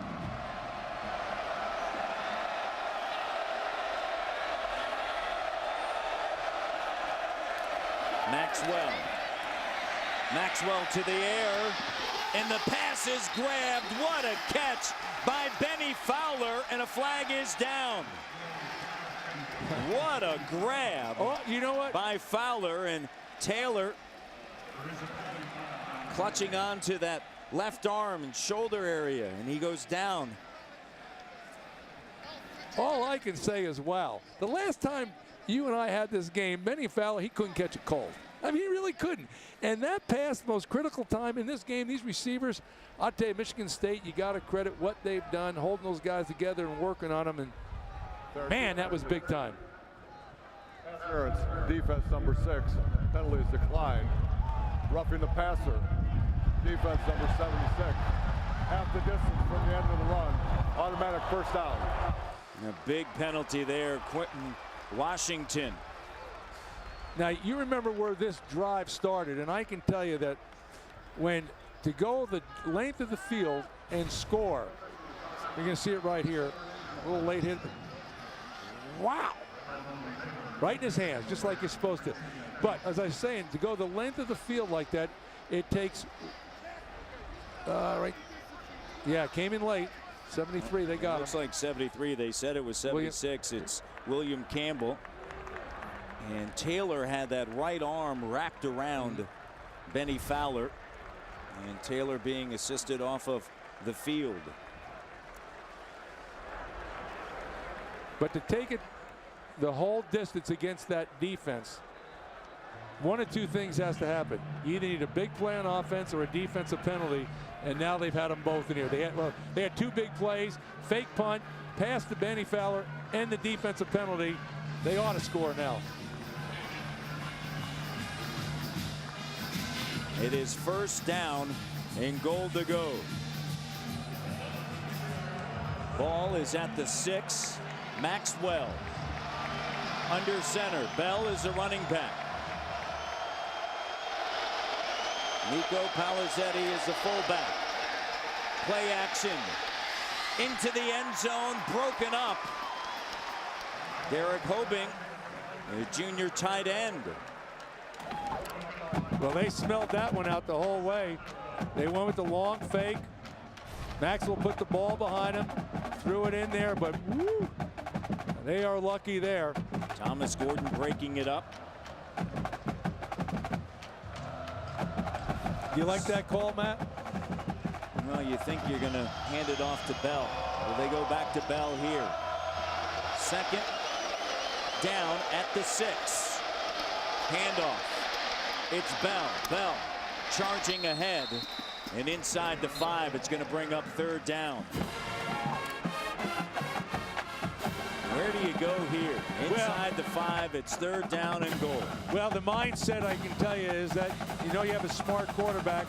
He knows he's got the field goal to take the lead with 6:35 in the game. So you probably call a pass, but make it a safe one. You can't afford a turnover right here. Either it's wide open or put it out of the end zone. Kick the field goal and let's play some defense. 17th play of the drive coming up.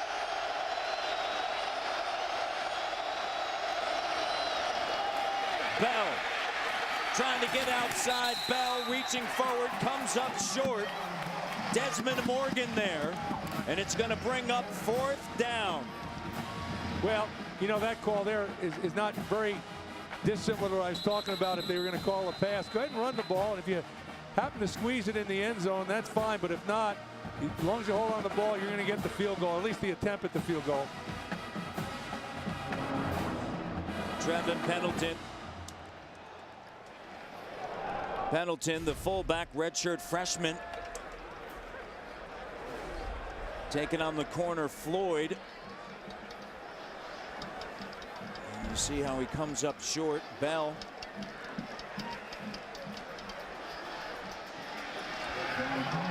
Dan Conroy comes on. Didn't see much on Pendleton. He might have just landed wrong. 19-yard attempt. Missed one from 38. This one to take the lead.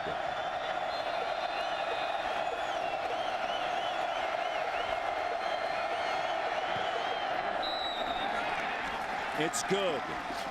Spartans on top. 10-9.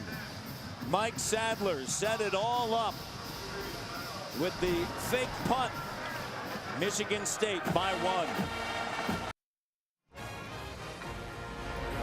BTN Football is brought to you by State Farm. For auto, home, life, and banking, get to a better state. By Verizon. Call ** NFL to get coverage of every NFL game on NFL Mobile from Verizon. And by Case IH. Be ready with Case IH Advanced Farming Systems. Visit caseih.com/AFS. Michigan State grabs a lead. Kevin Muma to kick off. It is 10-9. Spartans. Dennis Norfleet is back. And this one is going to sail deep into the end zone. Michigan State has won 4 in a row in this series. They have never won 5 straight. First time in 50 years that they have won 4 in a row in this series. And Denard Robinson, so special. What a great quarterback and talent. But he has never beaten Michigan State. Brady Hoke last year in his first season at the helm of Michigan lost. And now the Spartans lead 10-9 with 5:48 remaining. Denard Robinson 3 for 11 this half. Robinson back to pass.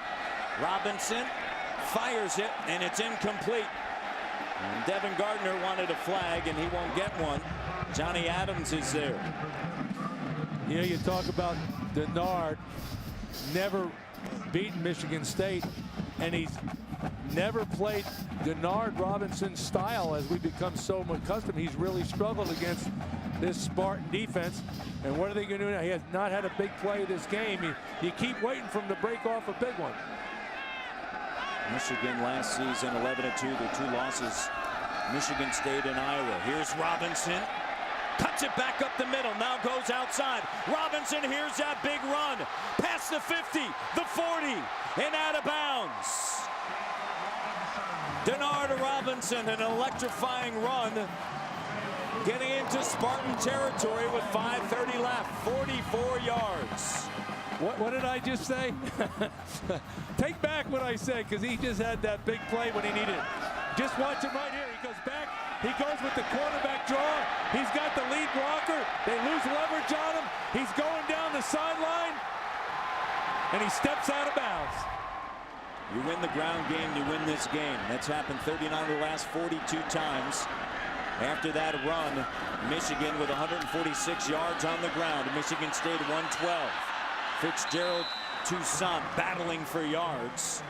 And Darquez Denard comes in and makes a stop after 6 on the ground for Toussaint. This has been like a tennis game when it comes to momentum. They just keep hitting it back and forth. I mean, my neck's getting sore watching this momentum go back and forth here. It is 2nd and 4 with 4:40 left.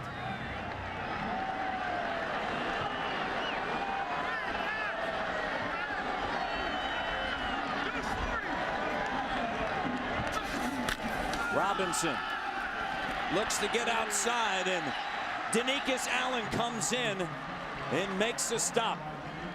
William Golston had great pressure, and Allen came in and cleaned up. Well, they had pressure, and they clogged up the middle. Watch, he wants to go up the middle, but there's no place to go. He bounces it to the outside.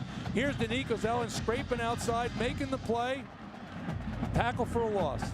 9th tackle for Allen. It's going to bring up 3rd down and 7, under 4 minutes to go.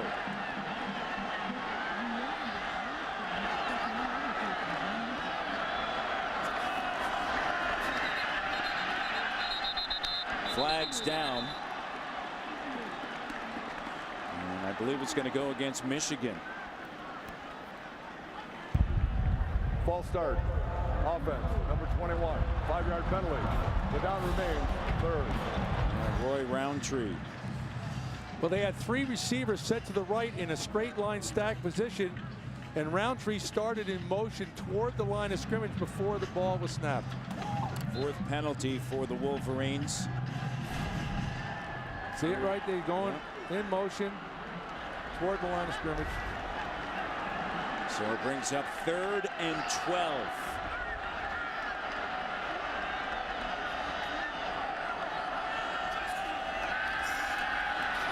Robinson.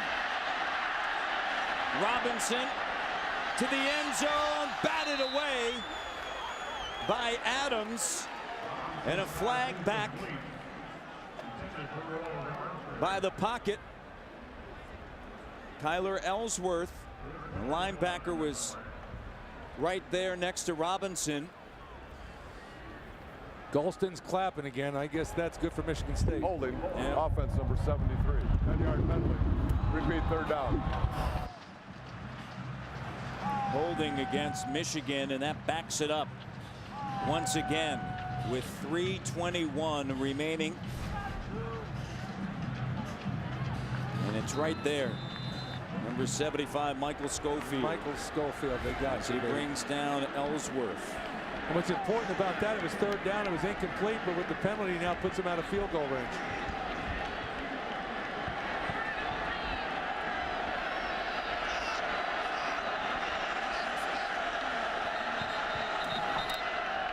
And a timeout taken by Michigan State. 3rd and 22. Mark D'Antonio, so much success at Michigan State over the last 2 seasons. The combined 22 wins, and then this year with a banged up offensive line. And well, with high expectations, you know, you beat Boise State, stumbled, you know, Ohio State, and then Iowa, struggled against Eastern Michigan, got the victory there. Yeah, you'd have to say thus far it's been a disappointing season for the Spartans, but if they can pull this one out, it solves a lot of problems. Mark D'Antonio calling timeout right there. I can tell you it's one of 2 things. Either he didn't like the defense that was called in this situation, or, you know, he's got a defensive background. He wanted Michigan to come out to see the formation that they're planning and then call timeout to reassess what they're doing. Michigan State up by 1.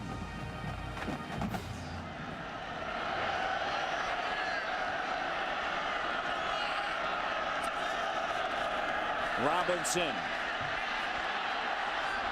fires it over the intended receiver, Jeremy Jackson, with 3:14 to go in the 4th. The Spartans, as I mentioned before, they've owned the bragging rights in the state of Michigan for better than 1,802 days. Will they own it for another year? Well, how important was that holding call? Takes them out of the field goal range. Now they got to punt the football when they're down. 4th and 22. Matt Weil is back to punt. Andre Sims calling for it, and he'll take it. And now with 3:07 remaining, the Spartans come out onto the field. In Michigan, they need that defense to be stout. Now. Nervous times in Ann Arbor. Dave Refson in our Chicago studios. We'll get you back out for the conclusion of the game in just a moment. Want to remind you, as soon as the game is over, keep it here for post-game reaction from Ann Arbor, plus the latest on Braxton Miller, who was injured towards the end of Ohio State's game with Purdue, had to be taken to the hospital. We will have the latest on his status and react to the entire day of Big Ten football. It's the State Farm post-game show as soon as they're done at Michigan Stadium. For now, we send it out to Matt and Mace.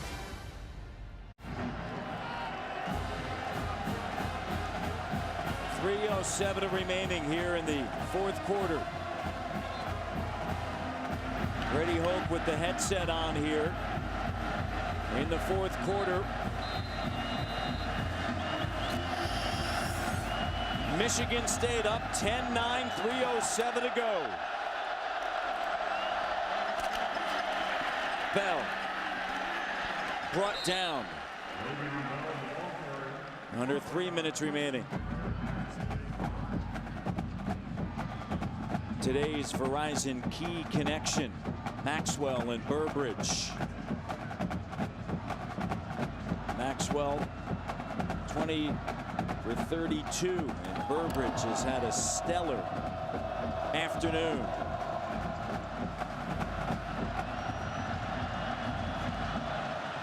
Spartans have won 4 in a row in this series. Maxwell, plenty of time. Incomplete, intended for Burbridge. And it's going to bring up now 3rd down. You know, it didn't work, but I do like the call. You know, you're backed up here in your own end zone. You know that Michigan Wolverines are going to be playing the run. You struggled on 1st down. You got to feel that you got to get it out here. You got to get a little more room to have your punter at least have the ability to get it on the long side of the 50. Otherwise, you're going to give Michigan excellent field position. I like the call. It didn't work. 3rd and 10. 2:21 remaining. Michigan down 1.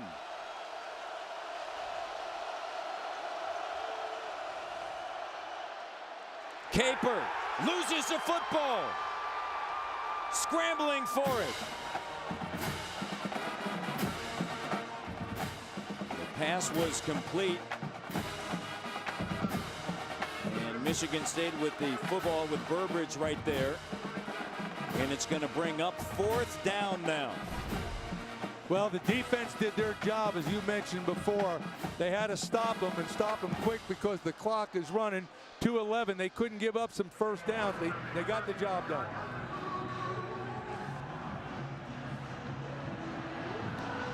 Mike Sadler. In his end zone, Jeremy Gallen is back for Michigan. And Michigan, the Wolverines down by 1. 10-9.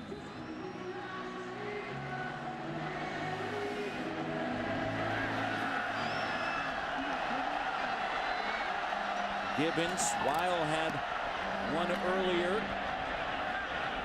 And a low kick. And bounces inside the 40. And at the 38, 49-yard punt. I want to tell you, partner, that's a big play. He used a little rugby-style kick. He ran to the left and kicked away from the returner. 49 yards in this situation in the game. That's a big play. One of the best punters in the Big Ten. So here is Denard Robinson. 2 minutes to go. Wolverines down 1.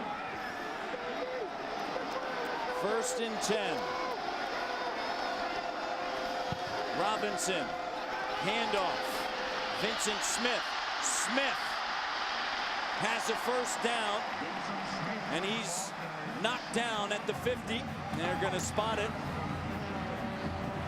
right at the 50.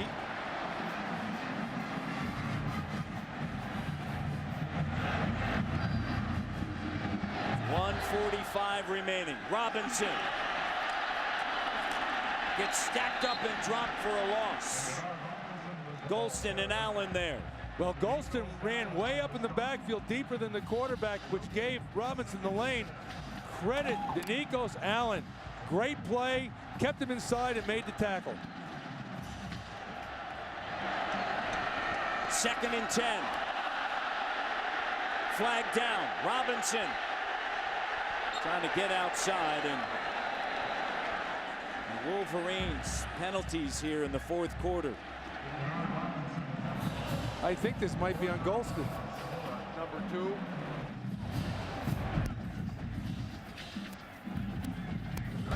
Offside. Defense It number is. 2. 5-yard penalty. William Golston offside. Wolverines stung earlier by penalties, and now on to Michigan State. 2nd down. 2nd and 5. 1:14 to go.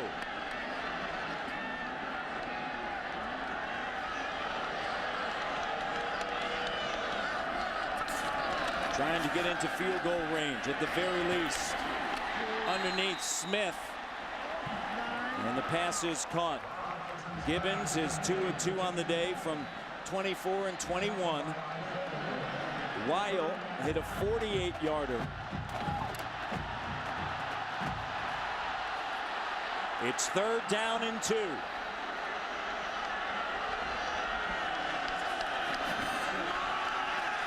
Robinson cuts it back up inside. Does he have enough? Allen there. And to career high 13 tackles last week against Iowa. He's close to that today. I tell you, Isaiah Lewis, the safety, number 9, he came down. He almost made that play for a tackle for a loss from the safety position. Allen with 11 tackles. 1st and 10. Robinson had enough. 32 seconds remaining. Not a player on the roster of Michigan has defeated Michigan State. The runner made the line of gain for a first down. The previous play is under further review. Booth review whether or not Robinson had the first down. Let's watch it right here. He cuts it back. Here comes Isaiah Lewis. You know, he looks like he's on top of his own player and he reaches it across. I don't, you know, the replay guys will look at it, but it's called a first down on the field, so you know what that means. You need indisputable video evidence to overturn. Now let me ask you something. While we're waiting for this replay, and you look up at the clock, you got 32 seconds. You're Michigan. You haven't beaten Michigan State in 4 years. You're down by a point. What do you think's going through the field goal kicker's mind? Well, you have 2 of them. You have Matt Weil hit a 48-yarder, and Brendan Gibbons, who was 2 of 2 today. And I would imagine both of them right now have a lot going through their mind, wanting maybe that opportunity. So if you know that you're the coach, you know what you do? As you're standing there, you look around and you look at which guy really wants to get up the plate right now. I mean, that's what you look at. You know, if one guy's back. Review. The play stands as ruled. First down. First down, Michigan. If you got one guy back there getting a drink of water and the other guy standing next to you wanting to get in there, you put that guy in.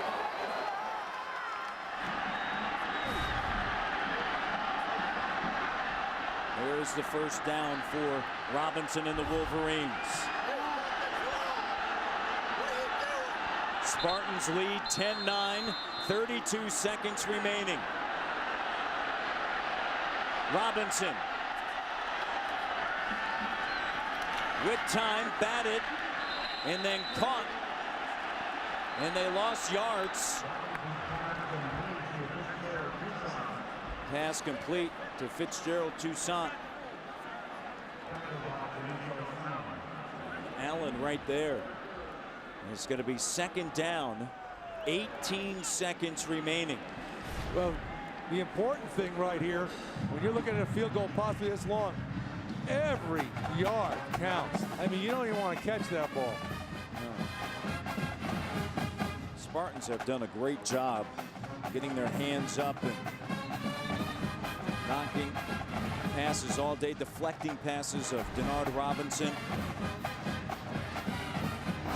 You know, it's been such a great played ball game by both teams, and you look at a 10-9 score. It's I guess that's what makes it great, but you think in 18 seconds one team's going to be sky high and the other one's going to be lower than you can imagine. We talked about the ground game so much. Spartans with 112, Wolverines with 163. It's 2nd and 11. 18 seconds left. And a timeout taken by Mark D'Antonio. And you go back and think a couple of opportunities. Certainly the one that stands out, Mike Sadler with the call, with the fake punt, picking up the first down, and that was right after Maxwell threw that interception to Kovacs. Big Ten football, Saturday night. Penn State and Iowa tonight, 8 o'clock Eastern, 7 o'clock Central from Iowa City. And right here, we've had a great one today. 10-9. Spartans on top, 18 seconds. Robinson all day, and he hooks up. Dillio, Drew Dillio once again, 20-yard gain. Isaiah Lewis on the stop. Denard Robinson spikes it DeLeo, 4 catches, 92 yards. What a day for the junior from Louisiana. And Brendan Gibbons comes out.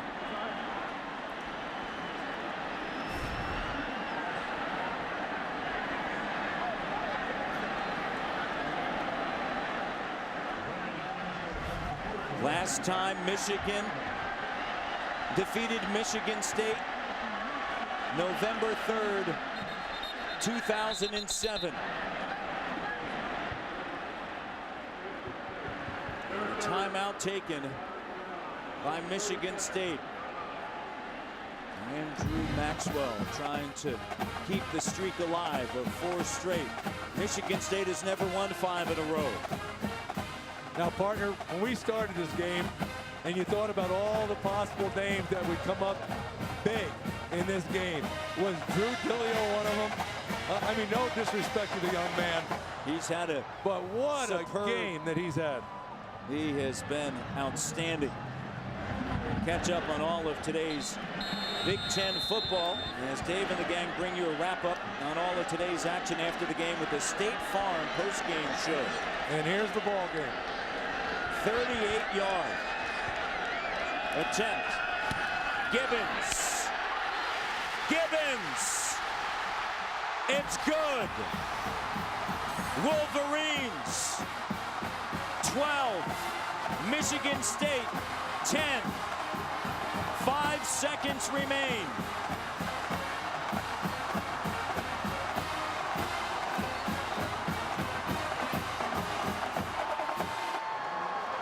Brendan Gibbons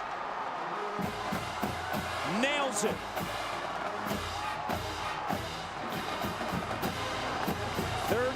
Yards for Brendan Gibbons.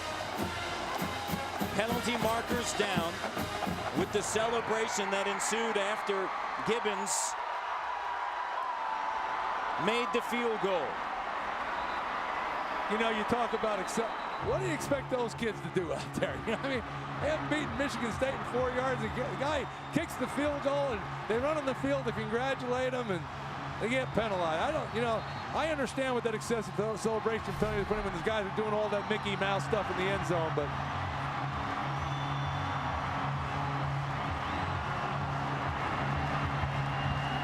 Brady Hoke, undefeated at home as a head coach out of Michigan. Mark D'Antonio, 4-1 against the Wolverines. His team now down 2 with 5 seconds remaining. And the ball is at the 20. This ball would be kicked on the ground. Matt Weil. The big house is rocking. On the ground, scooped up. Looking to get outside. Bell tosses it back, trying to keep it alive.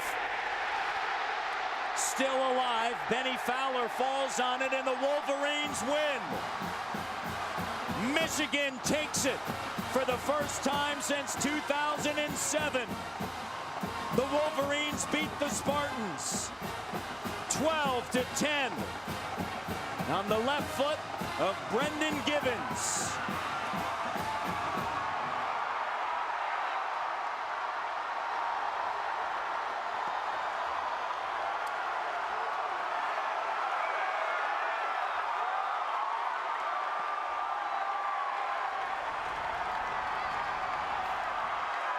The trophy belongs to Brady Hoke and the Michigan Wolverines.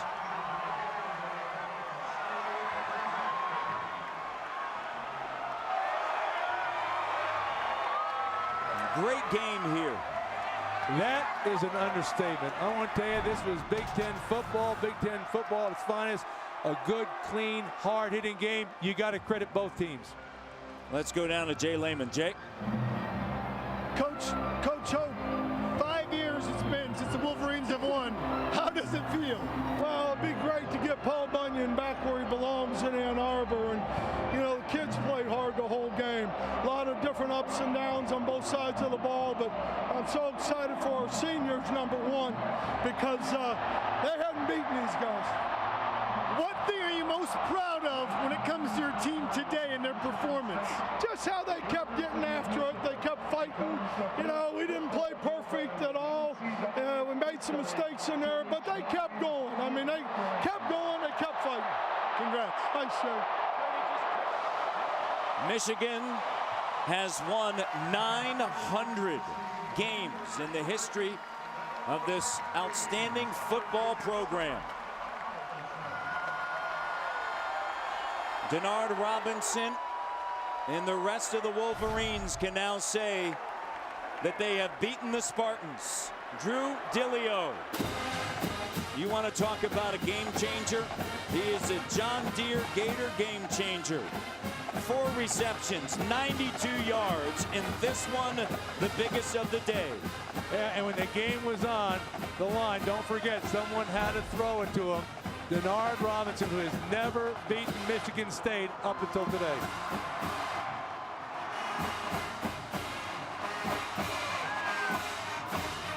Mark D'Antonio pinned back deep in his own end, decides for the fake punt that set everything up for Michigan State. But then at the end, the Wolverines come through.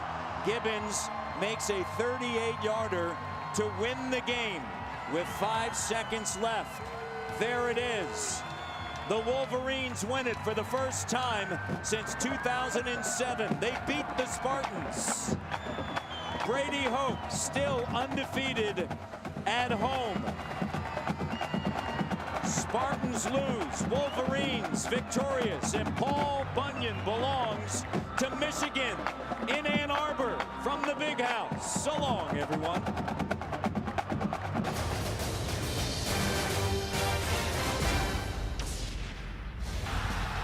Dave Revson in our studios. It's the State Farm postgame. Braxton Miller left. Ohio State's overtime win over Purdue was brought down hard.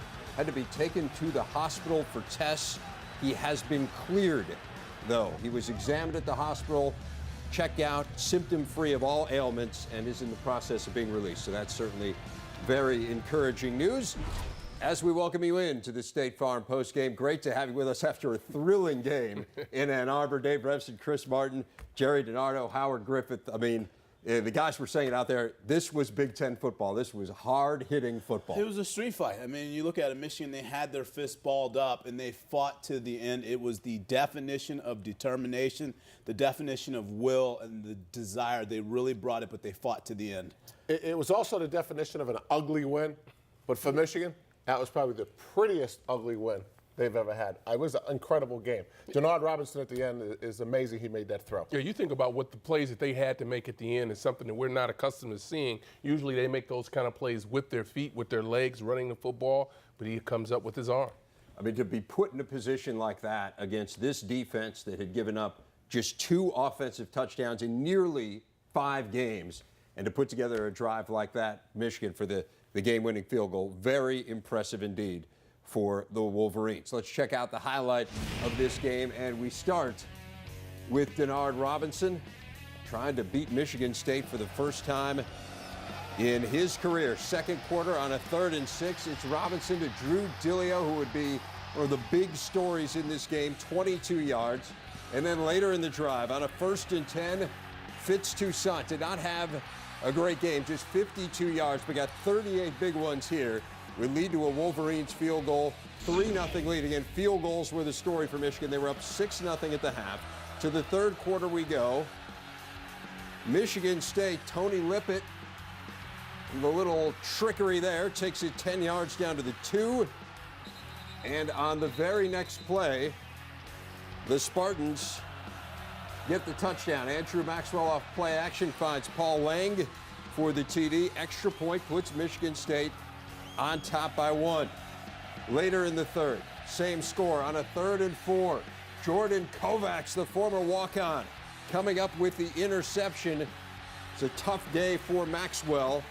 192 yards through the air for him.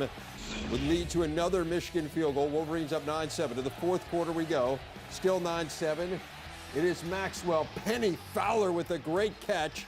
That would lead to a Spartan field goal, put them up by 1. But then the drive we were talking about, the Wolverines put it together, get themselves into field goal range, and Brendan Gibbons drills it home as Michigan ends its 4-game skid against Michigan State. They win it in dramatic fashion as Brady Hoke now in year 2 has already beaten all 3 of the major rivals at Michigan. Remember, beat Ohio State last year, beat Notre Dame, and this year he finally gets that win over Michigan State. Denard Robinson, a huge part of that, threw for 163, ran for 96. He is with RJ Lehman. Here with Denard Robinson. Denard, 2 minutes ago, down 10-9. Is this the opportunity you relished for your whole career against Michigan State? That's every game, man. We got a chance to win a game. We got to finish. And Coach talked about it all week, finishing. And we did that. We finished the game, and we kept going. Talk about your receiver, Drew Dillio. What kind of performance he had tonight? He had a great performance. He kept catching the ball, and we kept giving the ball. He kept getting open, so we kept helping us out. So the offensive line gave me great time, and that's how I completed that last pass. And for the senior class, what does this mean? It's mean a lot to us. I mean, we ain't beat them since we've been here. Now we finally got to win against them. I mean, this is what it's supposed to be like. Thanks, Denard.